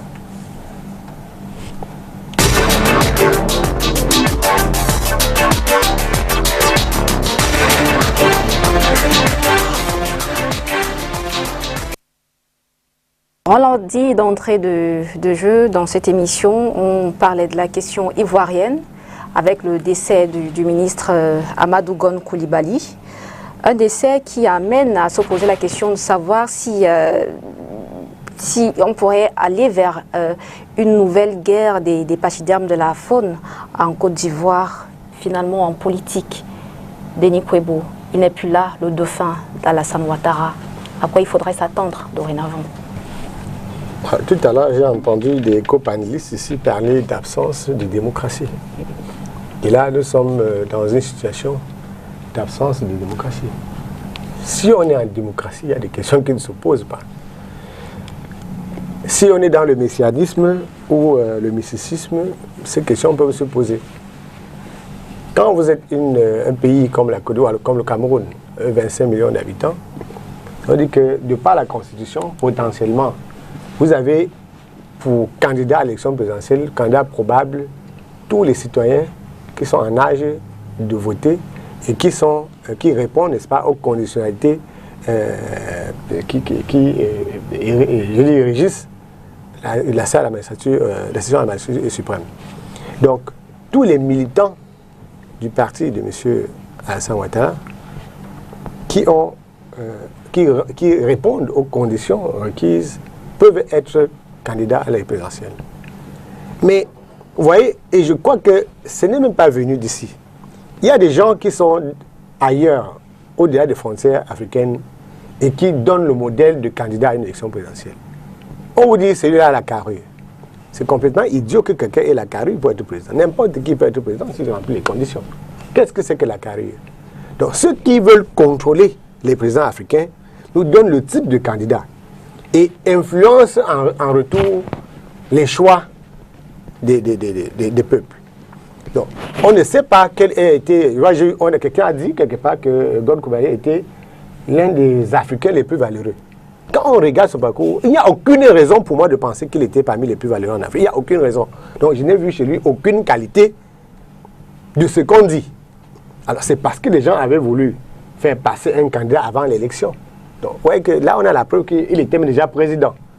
Si on est en démocratie, on ne peut pas connaître le président avant que les autres partis même ne présentent leur candidat. Et aujourd'hui, on ne vous dit pas que M. Laurent Gbagbo est libre de retourner chez lui en Côte d'Ivoire et qu'on ne comprend pas pourquoi il n'est pas encore retourné en Côte d'Ivoire. Tout le monde insiste sur la candidature RHDP. Parce que c'est eux qui doivent diriger la Côte d'Ivoire. Bon, sur le plan pratique, pour ceux qui connaissent, moi je connais un peu le personnel politique ivoirien, autour de M. Ouattara, c'est lui qui, n'étant pas même du même bord politique que moi, est le plus populaire, c'est Ahmed Bakayoko. Bakayoko est plus populaire que tous. Est-ce qu'il est prêt? Il n'est pas prêt à dire. Si bien au Cameroun, la nuit décide qu'il n'est plus présent. Il y en a un éminent docteur ici qui est plus bas, c'est la première fois qu'on est sur le plateau. Il est au moins 100 fois plus percutant que d'autres militants du RDPC qui sont venus ici. Alors si on s'en tenait aux militants du RDPC qui passaient sur le plateau, on ne saurait pas qu'il y a un autre. Il y en a partout. Bakayoko est mis à défense. En ces mises de l'intérieur, c'est à la limite un puissant baron politique. C'est un jeune qui émane, c'est-à-dire c'est un militant politique. Ce n'est pas un parachuté, c'est un militant politique. Depuis sa jeunesse, il est militant politique. Et M. Ouattara n'a jamais été militant politique. Ouattara n'a jamais été militant, c'est quelqu'un des salons, des officines. C'est lui qui est militant reconnu de tout le monde, sans que je sois d'accord avec le type de politique de Francis Bakayoko. Mais ouais, quand on commence à dire qui ça, c'est parce qu'on ne veut pas que Bakayoko soit candidat à l'élection présidentielle. Peut-être parce qu'on le soupçonne d'avoir compris les leçons de la guerre injuste qu'on a menée à la Côte d'Ivoire et qu'il serait, même sur le plan philosophique, plus proche des Ivoiriens qui représentent les aspirations profondes du peuple ivoirien. C'est la question, je ne parle pas de votre question, mais c'est une question qui se pose déjà partout ailleurs parce que celui qui a assuré l'intérim du Premier ministre est quand même numéro 2 du gouvernement. Quand on vous met intérimaire, quand vous êtes Premier ministre intérimaire, ça veut dire que ça renvoie à quelque chose. Lorsque le Premier ministre n'est plus là et qu'on commence à chercher un Premier ministre, ça pose toujours problème. Lorsqu'on cherche un candidat alors que tout le monde avait peur d'une candidature de Bakayoko pour déjouer tous les plans de Ouattara lorsque Gon Koubaly a été désigné, les gens devaient dire, ok, maintenant que celui que le président a imposé à tous les autres est parti, il faut que celui qui a le plus d'assises sur le plan, il a le plus de légitimité politique soit là. Donc pour nous, il n'y a pas à chercher, il y a Bakayoko qui est là, sauf que son camp est un camp d'usurpateurs arrivé au pouvoir grâce à un coup d'État opéré par la France devant tout le monde, c'était devant les caméras. Moi, j'aurais bien voulu qu'on me pose la question de savoir quand est-ce que Laurent Gbagbo rentre en Côte d'Ivoire. C'est ça, l'enjeu, c'est est-ce que Ouattara va garder le pouvoir pour ses maîtres ou alors est-ce qu'il y aura un président que les Ivoiriens veulent à la tête de leur pays. Maintenant, c'est vrai qu'on sait que Laurent Gbagbo a maille à partir avec la justice. Non, maille à partir avec rien du tout, parce qu'au terme de son enlèvement du palais par des militaires français, avec des dozos, c'est-à-dire que les marabouts, déportés au bout d'une détention, je dis que de façon irraisonnable et illégale, on vous dit qu'il n'y a rien. Tous les témoins à charge sont venus intervenir à décharge. Les gens que l'accusation a présentés comme témoins sont venus témoigner pour lui et il a été acquitté. Mais sauf que pour une fois, ce n'est pas le suspect qui relève appel, c'est ceux qui veulent passer en force et le maintenir hors de pouvoir qui ont fait appel, mais il est libre. Merci Denis. Alors, c'est vrai que Alassane Ouattara voulait une nouvelle génération à la tête de la Côte d'Ivoire, mais avec le départ de Gon Koulibaly, les choses, en fait, il faut rejouer, il faut redistribuer les cartes. Est-ce qu'on pourrait revoir Alassane Ouattara se présenter pour la prochaine présidentielle? Oui, mais il faut indiquer que un certain nombre d'articles de presse indiquent d'ailleurs que c'est une hypothèse qui est désormais évoquée. Donc, manifestement, il renierait sa parole parce qu'il avait indiqué qu'il passait la main à une nouvelle génération. Tout à fait. Je ne pense pas que la nouvelle génération se limitait à un seul individu. S'il y a une nouvelle génération, ça signifie qu'il y a plusieurs individus qui peuvent avoir la prétention d'accéder à cette fonction-là. Je dois indiquer que même au sein du RHDP, la candidature de Gon Coulibaly n'a pas fait l'unanimité, sauf qu'elle a été imposée à tous les barons de ce parti par Ouattara. Je crois qu'il y a un ministre... Oui, c'était un gré à gré. Toakeus Mabri a dû démissionner parce qu'il était en désaccord. Lui, il pensait qu'il avait davantage que Gon Coulibaly, la carrure pour porter justement la fameuse carrure. Qui a beaucoup contribué à imposer, qui a contribué à une base politique pour... Voilà, pour imposer, pour porter la campagne du RHDP. Mais si déjà Bakayoko, pour poursuivre le développement de Denis, si déjà Bakayoko, qui manifestement a la légitimité populaire, n'a pas été choisi précédemment, rien n'indique qu'il le sera cette fois, parce qu'effectivement, il a une certaine cote de sympathie auprès des Ivoiriens. On considère que c'est un homme proche du peuple, ainsi de suite. Mais bon, lui n'est pas ingénieur en agriculture comme Gon Coulibaly, donc il semble que ce serait ce qui le desservirait. Maintenant, il serait souhaitable que Ouattara tienne parole et qu'il passe le flambeau à la génération suivante. Donc que ce soit... D'ailleurs, il y a une autre hypothèse. Parce qu'en dehors de Ahmed Bakayoko, il y a une autre hypothèse. Il y a Tidiane Cham qui aurait pu entrer dans le gouvernement français, mais qui a décliné l'offre. Voilà, parce qu'il pense qu'il a un destin ivoirien. Donc, est-ce qu'il va revenir et rentrer dans le jeu? Mais en même temps, il y a Henri Konan Bédié qui... Bon, si on parle de jeune génération à 86 ans, ce n'est pas vraiment ce que j'appelle le renouvellement. Là, ce sont les... Peut-être ça peut être l'une des raisons qui pourrait motiver Alassane Ouattara à re-rentrer dans la course. Oui, mais il a toujours été clair que Bédié se présentait, mais ça n'a pas empêché. Ouattara le savait quand il a indiqué que il se retirait quand même. Il faut préciser que, d'ailleurs, si Bédié se présente, c'est parce qu'il considère que le pacte à 3 qui avait été signé entre lui, Soro et Ouattara n'a pas été respecté par Ouattara qui a dupé ses deux compères. Dernière chose que j'indiquerai pour sortir, bon, je ne sais pas s'il y a une explication rationnelle à ça, mais on se rend quand même compte qu'autour de Ouattara, il y a une forme de vide qui se fait par le fait du décès. Ce n'est pas le premier proche d'Alassane Ouattara qui disparaît ainsi.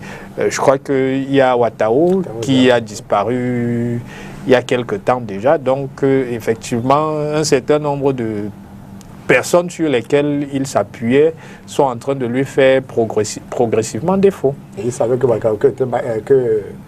Gon Coulibaly était malade. Oui, c'est-à-dire que moi, à titre personnel, j'avais fait le pari que ce monsieur n'irait jamais au bout de sa campagne parce que son état de santé... Est-ce qu'au stade où nous en sommes, Oriol Tchoumi, est-ce qu'au stade où nous en sommes, on pourrait penser à un éventuel report des élections en Côte d'Ivoire? Non, rien n'indique que le décès du Premier ministre ne devrait, bien qu'il était Premier ministre et en charge du portefeuille, du budget, je crois, non, ça ne veut pas dire que son décès devrait systématiquement entraîner un report. On peut trouver autre chose. Je crois qu'il y a eu une attaque militaire, je crois, à Kafolo, une attaque terroriste qui a causé la mort de soldats. S'il y a une autre attaque comme celle-là, on peut justifier le report par une situation d'insécurité, mais manifestement pour le cas de Amadou Gon Coulibaly, non, pas vraiment. Parce qu'il faut dire, Denis a dit tout à l'heure que Ouattara savait qu'il était malade. Ce n'est pas aujourd'hui qu'il est malade. Il était malade depuis. Et Ouattara lui-même est malade. Et comme en Afrique, on a souvent des ministres qui tellement veulent angéliser le président de la République qu'ils ne savent pas qu'ils l'enfoncent. Vous avez le ministre de l'Emploi et de la formation des jeunes qui, sur un plateau de télévision, dit que c'est Alassane Draman Ouattara qui a ordonné la transplantation cardiaque de Amadou Gon Coulibaly. Et il a sorti tout un témoignage en disant, quand je suis arrivé à Paris, je ne savais pas qu'il était malade, du moins qu'il était à l'hôpital, il m'a appelé, il m'a dit non, viens à l'hôpital. Je suis arrivé, il m'a dit en pleurant que Ouattara est pour moi un second père. C'est lui qui a ordonné ma transplantation cardiaque. Mais lorsqu'on vous dit ça, vous posez la question de savoir, est-ce que ce monsieur n'avait-il pas de famille biologique pour que la décision de la transplantation cardiaque ne vienne pas non seulement d'un médecin spécialiste des problèmes cardiovasculaires, mais d'un chef de l'État qui voudrait quoi? Qui voudrait que, après lui, après qu'il soit parti, qu'il y ait quelqu'un, peut-être qu'il continuera de manipuler ou quelqu'un qui sans doute lui fera allégeance, je n'en sais absolument rien. Mais il se pose là un problème, le problème des transitions démocratiques dans le continent africain, notamment l'Afrique francophone. Parce que M. Ouattara, souvenez-vous, il y a eu une pluie, une kyrielle, une myriade de tweets, de félicitations émanant de par le monde et même ici au Cameroun. Je peux exagérer en disant que sans doute le docteur Ifoué ou le grand frère Denis l'avaient congratulé quand il disait que, ok, après 2 mandats, il est temps pour lui de laisser la place à une génération beaucoup plus jeune. Mais il veut jouer. Et le docteur Ifoué a raison quand il dit que on ne peut pas aujourd'hui prétexter de ce que Henri Konan Bédié serait candidat à l'élection présidentielle pour justifier que Ouattara se présente. Ça m'amène à poser une question. Est-ce à dire qu'au sein du RHDP, qui est l'un des plus grands partis politiques de Côte d'Ivoire, sinon le plus grand, qu'il y ait seulement 2 personnes? Est-ce que M. Ouattara, qui ne voulait écouter personne, aujourd'hui vous savez que entre lui et Daniel Kablan-Donkan, le vice-premier ministre, le vice-président, il y a un gros problème, qui est qu'il a voulu, entre guillemets, piéger le vice-président. Quand le Premier ministre revenait, on a clairement demandé au vice-président d'aller accueillir le Premier ministre. C'est-à-dire, vous dites, au Cameroun, il y a un vice-président qui s'appelle Denis Kwebo. Et il y a un Premier ministre qui s'appelle Dr Ifoué. Dr Ifoué en France, il est en train de revenir. Vous dites au vice-président d'aller rester debout au pied de la passerelle. À la passerelle là, pour accueillir. Et s'il le faisait, il actait clairement la succession. Il actait clairement, il a compris. Et c'est pourquoi aujourd'hui, vous voyez que depuis le matin, les médias sont en train d'annoncer sa démission, même si formellement, il ne l'a pas précisé. Mais ses proches disent qu'il n'est plus en odeur de sainteté au palais avec le président Alassane Ouattara. Mais Ouattara ne peut pas, je l'ai déjà dit, prétexter d'une candidature de Bédié. Bédié, est-ce que vous croyez que, honnêtement, à parler comme au quartier, est-ce que vous pensez que les Ivoiriens, dans leur immense majorité, peuvent porter Henri Konan Bédié à la tête du pays? Pas vraiment. Donc, Ouattara a triché. Il devrait reconnaître que son péché fut d'avoir un seul plan, le plan A. Parce qu'en tant que chef d'État, s'il voulait continuer à garder la main, il devrait avoir au moins un plan B. Et si on veut dire que Bakayoko n'est pas encore prêt, il est encore fébrile, il n'est pas encore solide pour gérer cette histoire décidée par les loges là, il faut attendre 5 ans. Les 5 ans, ce sera avec qui? Monsieur Ouattara? Finalement, un jeu politique parfait pour Ouattara afin de rester à la tête de la Côte d'Ivoire? Non, je ne crois pas. Je ne crois pas. Et je pense que les analyses sont assez excessives. Et que Ouattara aurait pu faire comme d'autres présidents, modifier la constitution, se présenter et que tout le monde, ou bien la majorité, aurait accepté. Comme ce qui s'est passé ici au Cameroun. Rien ne l'empêchait. Et d'ailleurs, à sa décharge, son bilan est quand même élogieux. Donc, il aurait pu le faire. Son bilan est élogieux. Oui. Et si vous permettez, et on ne peut pas dire qu'il a proposé qu'on fasse une transplantation, que l'autre soit malade. Ceci, je dis, c'est un peu mystique, comme cette affaire de Gragré. C'est un peu mystique, ça. Non, le Premier ministre était malade depuis 8 ans. Ça, c'est connu. Mais il fallait quand même que ce soit un grand malade qu'on porte à la tête du pays. On ne l'a pas porté à la tête du pays. Le président Ouattara, quand il a estimé qu'il ne pouvait plus, il a dit en mondiovision que je ne peux plus. Et il a penser que c'est ce Premier ministre qui pourrait lui succéder sans souci. Mais pourquoi va porter son choix celui Parfait Mvoum, sachant qu'il n'était pas en bon état de santé? Oui, mais tu peux ne pas être en bonne santé aujourd'hui et être en santé demain. Il n'était pas éternellement... Ou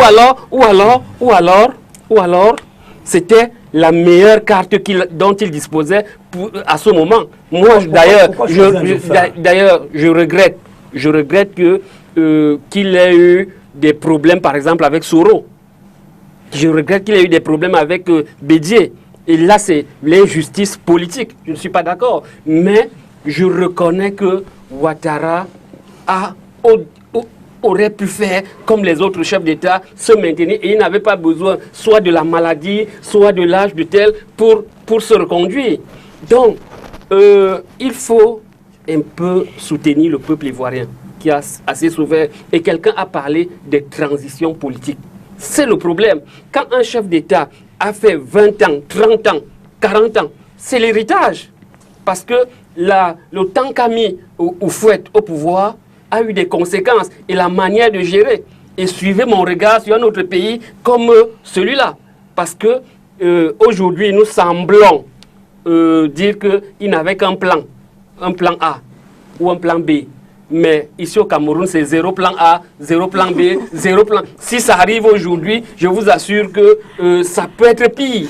Donc, c'est le problème des transitions politiques en Afrique, les problèmes de pouvoir en Afrique. Il faudrait, et c'est pour cela que j'en appelle une fois de plus aux jeunes leaders politiques, de ne pas considérer le pouvoir comme une affaire exclusivement de vie et de mort, qu'on est prêt à tout sacrifier parce qu'on veut le pouvoir, parce que cela a des conséquences. Il faut l'émulation politique dans les partis politiques, c'est-à-dire qu'on dise qu'au MRC, on est en train de voir 50 potentiels successeurs à Camto, au SDF, au RDPC, là-bas, je n'en parle même plus.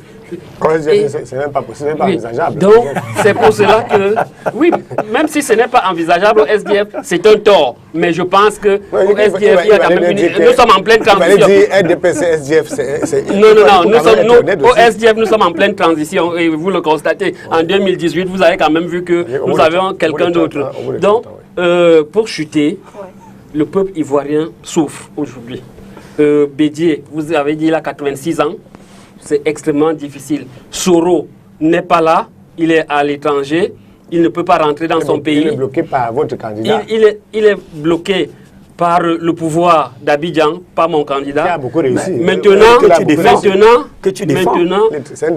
au niveau du parti au pouvoir, il y a des problèmes. Et il n'est donc pas exclu qu'on soit encore dans une zone de turbulence dans les jours à venir. Parce que nous ne sommes qu'à 3 mois des élections. C'est pour cela que prions pour ce peuple qui a trop souffert. Et c'est ça qui me dérange avec vous. Vous, les qui? Prions. Pourquoi on doit prier? C'est une façon de parler. Non, je comprends. Mais la réalité, elle est là. Elle devrait être que M. Alassane Dramane Ouattara a fini son mandat. Il libère le plancher. Le peuple porte. Ce n'est pas lui qui doit décider. Merci Oriol Choumi. Ne sois pas naïf. On va marquer une pause et on se retrouve juste derrière pour parler de la question de Paul-Éric Kingué et le ministre de la décentralisation.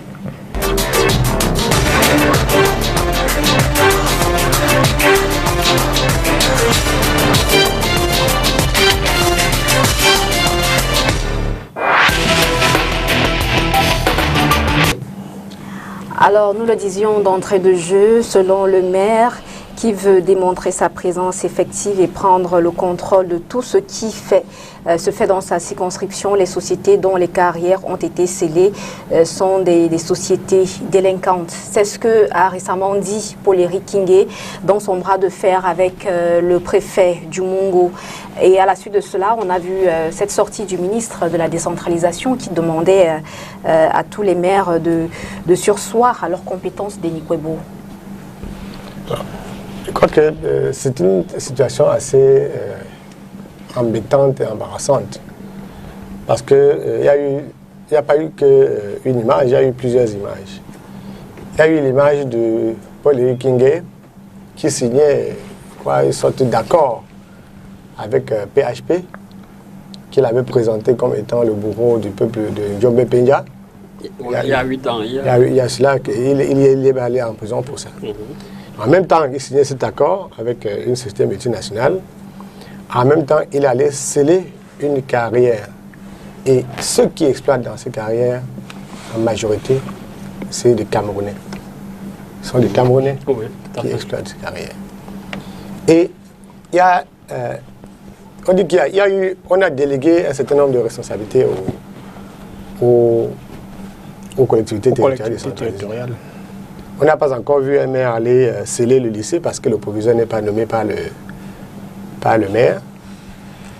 On n'a pas vu donc, le maire de Djombe Penja aller sceller PHP, à qui il a toujours reproché un certain nombre de choses. PHP qui, dans la richesse puisée sur Djombe Penja en un jour, dépasse sur ce qui peut sortir des carrières en 6 mois. Donc il a préféré aller dans les carrières. On sait que qui autorise l'exploitation des carrières au Cameroun? Ce n'est pas le ministre, c'est le président de la République. Et il y a des taxes communales qui sont même illégalement perçues partout. Il y a dans mon village, il y a des camions de sable qui doivent payer 1000 francs ou 2000. Il y a des Suédois là aussi, des mairies qui prélèvent 2000 francs par camion. Mais ça, c'est la taxe communale. La mairie, on parle de démembrement de l'État après le président de la République, le ministre des Mines, le ministre de la décentralisation, le gouverneur, le préfet, il y a le sous-préfet. Le maire vient en dernière position. Pour qu'il y ait une réquisition de police, ce n'est pas le maire qui le fait, c'est l'autorité administrative. Et le maire n'est pas autorité administrative. Ce qui est surprenant, c'est que, généralement, comme on le voit partout ailleurs, lorsque le maire de Djombe Penja allait dans les carrières, elle allait seule, avec les agents municipaux, pas avec des policiers municipaux. Parce que si la police municipale existait et était agréée par l'autorité administrative, c'est-à-dire le préfet ou le sous-préfet, ces policiers municipaux-là seraient assermentés pour aller poser un acte de police. Il faut que les gens se comprennent bien, parce que chaque fois, quand il y a des émotions, des images virales qui tournent, il y a de la sympathie qui peut se créer. Mais, vous savez, il y en a qui peuvent préférer l'injustice au désordre, ou le désordre à l'injustice. Donc, quand on voit cette image du maire de Djombe Penja qui dit qu'il est venu avec les agents municipaux, et là où il n'y a pas la police municipale, ce sont les agents municipaux, vraiment, c'est écrit la loi avec le kaolin. On n'écrit pas la loi avec le kaolin. La loi est loi et tout le monde se doit de la respecter. Par la suite, nous avons bien vu que l'autorité administrative a dit le contraire de ce que Pellequin disait. Parce que s'il y a dévolution de pouvoir, c'est-à-dire que s'il y a délégation de pouvoir aux communes à travers une loi, il faut matérialiser, il faut, ce qu'on appelle les décrets d'application. Si on dit que désormais, c'est la mairie qui doit gérer l'armée, le matin, vous ne sortez pas, vous commencez à poster les militaires à tous les points. Il faudrait que les modalités d'une telle gestion soient définies par une loi, par un texte, par un décret quelconque. Ça, ce n'est pas le cas. Donc, les carrières qui existent avant votre élection sont là. Vous ne venez pas un beau matin, alors que vous sortez d'une conciliation, une entente avec PHP, sceller une carrière. Pourquoi est-ce que le maire de Djombe Penja, qui a discuté amicalement avec PHP, n'est pas aussi allé convoquer une réunion amicale avec les carrières, les propriétaires de ces carrières pour dire, voilà, je viens de m'installer à la mairie, comment est-ce que nous allons nous entendre pour, n'est-ce pas, que la commune, donc il y a d'un côté les blancs qui ont été respectés, avec un protocole d'accord signé devant les caméras, et les noirs, donc, qui voient leur carrière, il y a des gens qui ont passé 4-5 jours à attendre la pause là, ils ne pouvaient pas, c'était des Camerounais. Donc, il faut, je crois que malheureusement au Cameroun, vous savez que n'importe qui peut être maire. Moi, je peux devenir maire sans maîtriser le fonctionnement de l'administration. Le maire de Djombe Penja doit retourner à une sorte de sérénité et savoir qu'il y a un fonctionnement qui devait être, je dis, un fonctionnement légal de notre administration. Savoir que vous ne pouvez pas prendre sur vous. Vous dites que la loi n'a pas prévu quelque chose, mais vous êtes élu maire. Ce n'est pas comme ça que ça se passe. Ça se passait ainsi, c'est que le maire pourrait, par exemple, ériger même des barrières sur la voie qui mène dans les autres régions pour exiger qu'avant de traverser ma ville, vous n'avez pas votre ville, vous n'êtes que le maire. Le maire s'occupe de l'administration locale. Pour le moment, il n'y a pas un texte qui donne le droit au maire d'aller sceller une carrière. Par contre, il y a, quand on a parlé de gré à gré aujourd'hui dans le sens précis du terme. Quand vous devez gérer la municipalité, les carrières qui existent là, les propriétaires des carrières, les exploitants des carrières, ont une responsabilité sociale vis-à-vis des populations qui vivent autour. Et le rôle du maire, c'est d'aller porter la parole des populations auprès de ces exploitants. Vous savez que d'ici, vous prenez tel nombre de tonnes de porcelaine. Nous avons des rues dans les quartiers qui ne peuvent pas, qui sont intenables parce que ça ne circule pas. Nous avons des problèmes de subsistance s'il n'y a pas de l'eau. On voudrait que vous, même en attendant le décret d'application, il faut quand même que la population bénéficie de la rente de cette carrière. Si on le fait ainsi, on est dans un cadre normal. Mais si vous pensez que vous allez fonctionner comme... Vous savez, le maire est un homme d'État. Quand vous êtes maire, vous aspirez déjà à diriger. Vous dirigez la commune. Demain, vous allez diriger la région. Après, demain, vous allez être Premier ministre, vous allez être Président de la République. Si vous utilisez les loupards, les gros bras, pour aller commettre des voies de fait contre les gens, même qui auraient tort, c'est que vous avez pris, comme si vous lisez mes derniers tweets, il y a des gens dans ce pays qui ont commencé à prendre la justice entre leurs mains. Si des gens ont failli, ont enfreint une loi, il y a des voies de droit d'ailleurs. Et les voies de droit peuvent faire en sorte qu'il y ait réparation. Donc vous ne pouvez pas amener, parce que la responsabilité des agents municipaux là est engagée. Si on l'avait cassé la tête, la mairie est incapable de payer l'assurance à un agent municipal. Si on vous perce l'œil là-bas, vous êtes couvert par quoi? Par rien. Vous n'avez pas le droit. Le maire n'a pas l'autorité de police. Et il n'a pas donc à aller sceller. Les scellés, ce n'est pas des cordes. Ça répond à quelque chose. Donc ce n'était pas, je veux dire que ce n'était pas sain de procéder ainsi, surtout qu'on vient de vous voir. Vous parlez avec des gens qui spolient les populations depuis beaucoup d'années. Merci Denis Kwebo. Alors, Dr Patrick Fouet, je vais citer Paul-Éric Kingué qui dit à la suite du ministre de la Décentralisation, un message porté fax n'arrête ou ne suspend pas la loi. Paul Biya, le président de la République, ne peut pas promulguer une loi et votre message porté la bloque. Oui. Effectivement, le nouveau code de la décentralisation, dans son article 156, alinéa 6, concède aux collectivités territoriales, notamment aux mairies, aux communes, l'exploitation, la gestion des substances minérales non concessibles, sable, gravier, pouzzolane. Paul-Éric Kingué connaît parfaitement cet article-là. Mais s'il avait bien lu le nouveau code de la décentralisation, notamment l'article 18, il saurait, comme l'a indiqué Denis tout à l'heure, qu'il y a un décret d'application. Je vais, pour la gouverne de nos téléspectateurs, lire cet article 18. Les collectivités territoriales exercent à titre exclusif les compétences transférées par l'État. Par dérogation à l'alinéa ci-dessus, les compétences transférées peuvent être exercées par l'État. A. Si le gouvernement entend intervenir ponctuellement dans le cadre du développement harmonieux du territoire ou en vue de résorber une situation d'urgence. B. En cas de carence dûment constatée par arrêté du ministre chargé des collectivités territoriales saisi par le ministre concerné par la matière transférée, l'organe délibérant de la collectivité territoriale a la majorité des 2/3 de ses membres. Alinéa 3, ça c'est ce qui nous intéresse. Un décret du Premier ministre précise les modalités d'application du présent article. Quand j'ai dit ça, je rajoute que le code de décentralisation fait 500 articles. Il y a 7 ou 8 articles qui renvoient à des textes particuliers. C'est-à-dire, ces dispositions-là, il faut attendre que les textes particuliers soient promulgués pour que on en sache plus. Donc, voilà, les modalités, que les modalités soient précisées. Donc, on va faire le procès en disant, bon, pourquoi est-ce que les textes particuliers ne sont pas promulgués?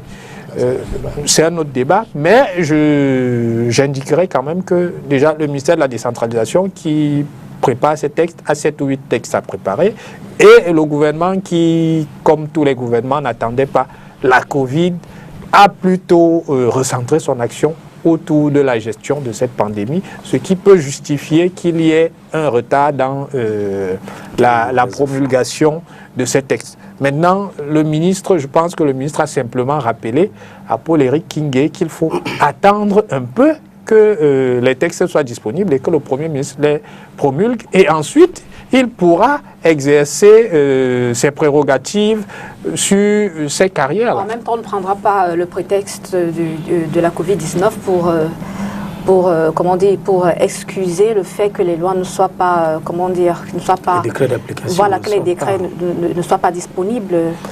Oui, j'aimerais indiquer que le président de la République a précisé récemment encore qu'il fallait accélérer avec la décentralisation. Donc on doit s'attendre à ce que dans les prochains jours, dans les prochains mois, un ensemble de textes soit promulgué. Il faut encore attendre, encore et toujours.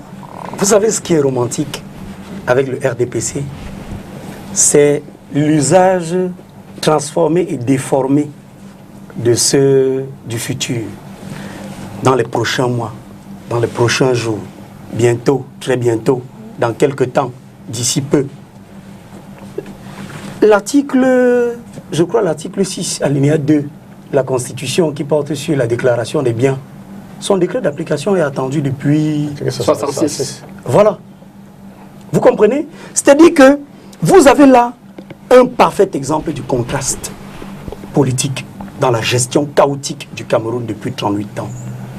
Quelqu'un qui vous dit, mais qu'est-ce que vous attendez les gars? Si les anglophones se sont soulevés pour dire aujourd'hui qu'ils veulent partitionner le pays, nous tous on s'accorde à dire que c'est parce que la décentralisation n'a pas été effective. Bon, moi en tant que chef de l'État, je vous ordonne d'accélérer le processus de décentralisation. Et très bien, une loi arrive, parfait. Sauf que, à l'intérieur de cette même loi, on choisit ce qui nous arrange. Élection des maires de ville, ça a arrangé le RDPC. On n'a pas eu besoin d'attendre des décrets d'application. L'ordonnance portant création de la Commission nationale de lutte contre le coronavirus, elle vient d'être ratifiée par l'Assemblée nationale. Elle était déjà en vigueur, parce qu'on a dit qu'il y avait urgence. Donc, vous pensez que dans le développement local, M. Éric Kingé, Paul-Éric Kingé, maire de Djomé-Peña, est élu pour un mandat de 5 ans. Il doit rendre compte. Et à côté, il doit rendre gorge au terme de ces 5 ans. Vous demandez à un monsieur comme celui-là d'attendre un décret d'application dans un pays où on peut exagérer en disant 3/4 des décrets d'application attendus ne viennent presque jamais ou sont encore en cours de signature. Donc il se passe que, en réalité, depuis 2004, où il y a eu une loi portant règles applicables aux communes, cette loi montrait clairement l'étendue des pouvoirs du maire. Et la loi qui porte Code général des collectivités territoriales décentralisées vient aujourd'hui véritablement acter l'accélération de la décentralisation. Mais on ne devrait pas faire, comme on dit chez les Bantous, je te donne la chèvre et j'arrête la corde. Qu'est-ce qui empêchait? Ou qu'est-ce qui empêche depuis lors? Je crois que c'était en décembre 2019, oui, cette loi-là. Qu'est-ce qui a empêché, jusqu'au jour d'aujourd'hui, une commission d'experts de travailler dessus et que le Premier ministre rapidement achemine ça au président de la République pour signature? Pourquoi est-ce qu'on doit dire à un maire qui a 5 ans, il vient d'être élu et il a 5 ans, il doit rendre compte à ses populations? On lui dit, vous savez combien, Denis a parlé là en blaguant tout à l'heure, mais il avait raison. Vous savez combien gagne la commune de Djomé-Peña par camion qui sort? Elle gagne 2000 francs sur certains et 1500 sur d'autres. C'est-à-dire que par jour, si 10 camions sortent, cette mairie a à peine 20 000 francs. Pourtant, il faut développer la commune. Or, il se passe que tout à l'heure, et je crois que vous avez très bien fait de convoquer la RSE, la responsabilité sociale ou sociétale. C'est ce il fallait plutôt... Vous comprenez? Il se passe que, au Cameroun, si les maires du Cameroun ne s'alignent pas derrière Paul-Éric Kingé pour mener ce combat, ils vont beaucoup souffrir. Arrondissement de Ngomedza. 115 km seulement de la capitale politique du Cameroun. Nkulungui, à Congo, Tinga, à Taranambala, ce sont des zones porteuses d'une richesse inouïe et immense dans ce pays. Le bois, toutes les essences confondues. Mais, madame, à l'heure où on est en train de parler, mon ami Polycarpe et Sombaou, le grand frère Mathias Eric Onangini, ne peuvent pas aller au village. Si oui, il faut qu'ils achètent des 4x4. Est-ce que vous me comprenez? Pourquoi? Parce que le sud, l'est, le centre et justement le littoral, le nord, l'extrême nord et tout le Cameroun est bradé par un certain nombre d'opérateurs économiques, qu'ils soient camerounais ou pas, je ne veux discriminer personne, qui veulent profiter du fait que on attend les décrets d'application. Dernière chose, permettez que je sorte par là. Qui écrit au ministre, au préfet, Bertrand Noël Nzana du Mungo, qui écrit? C'est le ministre de la décentralisation. Sur un secteur qui concerne le ministre en charge des mines et du développement, je crois, technologique. Je pense que c'est ça la formulation. C'est-à-dire que si le ministre de la décentralisation veut écrire, il écrirait au maire, pas au préfet. Ça veut dire qu'il va demander à son maire, parce qu'on a dit désormais, depuis leur nomination, qu'ils sont la tutelle, que le ministre de la décentralisation est la tutelle des maires. Il va dire donc à son maire, celui qui est appelé à demander au ministre, au préfet, au sous-préfet et autres, de faire usage de la force publique, c'est l'administration territoriale. Il ne s'est pas mêlé. Les mines et le développement technologique, on n'en parle pas. Parce que le préfet représente tous les ministres, oui, tous les ministères. Je suis d'accord, sauf que le ministre ne s'est pas exprimé. Je pense qu'il faut préciser oui, deux ou trois choses. La tutelle sur les collectivités territoriales est exercée soit par le préfet, soit par le gouverneur. Donc, le ministre doit écrire au préfet dans le cas d'espèce. Première chose. Deuxième chose, l'élection des maires, j'ai bien indiqué tout à l'heure dans mon propos qu'il y a 7 ou 8 dispositions qui renvoient dans le Code général de décentralisation au texte particulier. L'élection des maires... C'est pourquoi je vous dis, vous donnez la chèvre et vous arrêtez. Oui, l'élection des maires n'en faisait pas partie, donc il ne faut pas faire d'amalgame. C'était fait exprès, ça arrangeait le RDPC. Ici, ça n'arrangeait pas le RDPC. Je comprends que vous soyez déçus, mais ça arrangeait surtout ceux qui sont partis aux élections. Hein. Si vous y étiez partis, vous auriez aussi élu vos maires. Malheureusement, vous n'y êtes pas allé, donc nous sommes désolés pour vous. Dernière chose, l'ordonnance signée par le président de la République est légale parce que c'est contenu, c'est-à-dire cette possibilité-là est toujours contenue dans la loi de finances et il est prévu qu'elle soit ratifiée ultérieurement, ce qui a été fait. Donc, on est parfaitement dans la légalité pour ce qui est de la ratification de cette ordonnance après sa signature et sa promulgation par le président de la République. Alors, parfait, Eric Kingué menace de poursuivre le ministre en justice s'il ne se ressaisit pas. Non, c'est une affaire assez sérieuse et qui pourrait se généraliser. Parce que pendant que ça se passe en Djombe, Penja, du côté de Lolodorf, Ngovayan, des populations ont intercepté des camions avec des billes de bois, disant que le développement n'est pas en train de suivre pendant qu'on exploite leur forêt, leur localité. Et c'est pour dire que on a l'impression qu'on a peur d'aller vers la décentralisation totale. Parce que, évidemment, le SDF n'est pas particulièrement attaché à cela, parce que nous estimons qu'il faut aller un peu plus loin. Mais même le minimum de décentralisation qui a été adopté, on ne comprend pas. Et d'ailleurs, le ministre, quand il dit que le président de la République ne travaille pas, c'est un problème. C'est un problème parce que dire que ce sont les décrets d'application qu'on attend. C'est le Premier ministre, ça n'a rien à voir avec le Premier ministre, le président de la République, c'est un problème parce que ça fait quand même 6 mois. Ça fait 6 mois. Et Paul Eric Kingué, c'est vrai qu'il a été un peu populiste, quoi, parce que prendre des gens, aller faire ceci, c'est bon, c'est un peu le caractère de l'homme aussi. Il faut l'accepter comme ça, mais il faudrait qu'on avance véritablement vers la décentralisation, de telle sorte que les populations puissent avoir un regard sur tout ce qui se passe dans leur localité. Et quelqu'un a cité l'article 156, alinéa 6, qui est clair que cela est transféré aux collectivités, aux communes. C'est écrit. Il faut appliquer. Malheureusement, comme c'est toujours au Cameroun, on essaye de jongler en termes d'application. On fait parfois du 2 poids, 2 mesures. Et les populations aujourd'hui attendent fondamentalement que ces lois soient respectées. Enfin, il va sans dire que nous avons au Cameroun le chevauchement des systèmes. Parfois, on se demande, est-ce qu'on est dans la décentralisation? Est-ce qu'on est dans la centralisation? Est-ce qu'on est dans le fédéralisme? Tout ce mélange fait que, finalement, on n'est pas efficace dans le travail à faire. Donc, il faudrait que le ministre, les autorités essayent d'accélérer parce qu'il n'y a pas de temps. Il n'y a pas de temps. La crise anglophone nous a suffisamment enseigné qu'à force de tout centraliser à Yaoundé, les populations n'en peuvent plus. Et malheureusement, certaines ont pris les armes. Il ne faudrait pas que d'autres suivent parce que Yaoundé veut toujours gérer les 5 000 milliards seul et à sa guise. Donc voilà un peu ce que je peux dire par rapport à cette affaire de Paul-Éric Kingué, qui est un cas d'école dans tous les cas.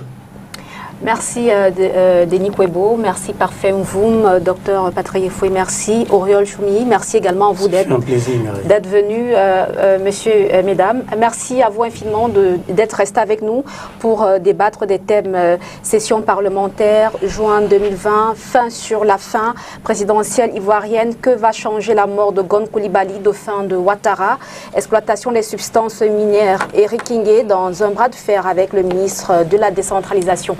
Merci infiniment à vous de rester scotchés sur Spectrum Télévision. Bon dimanche.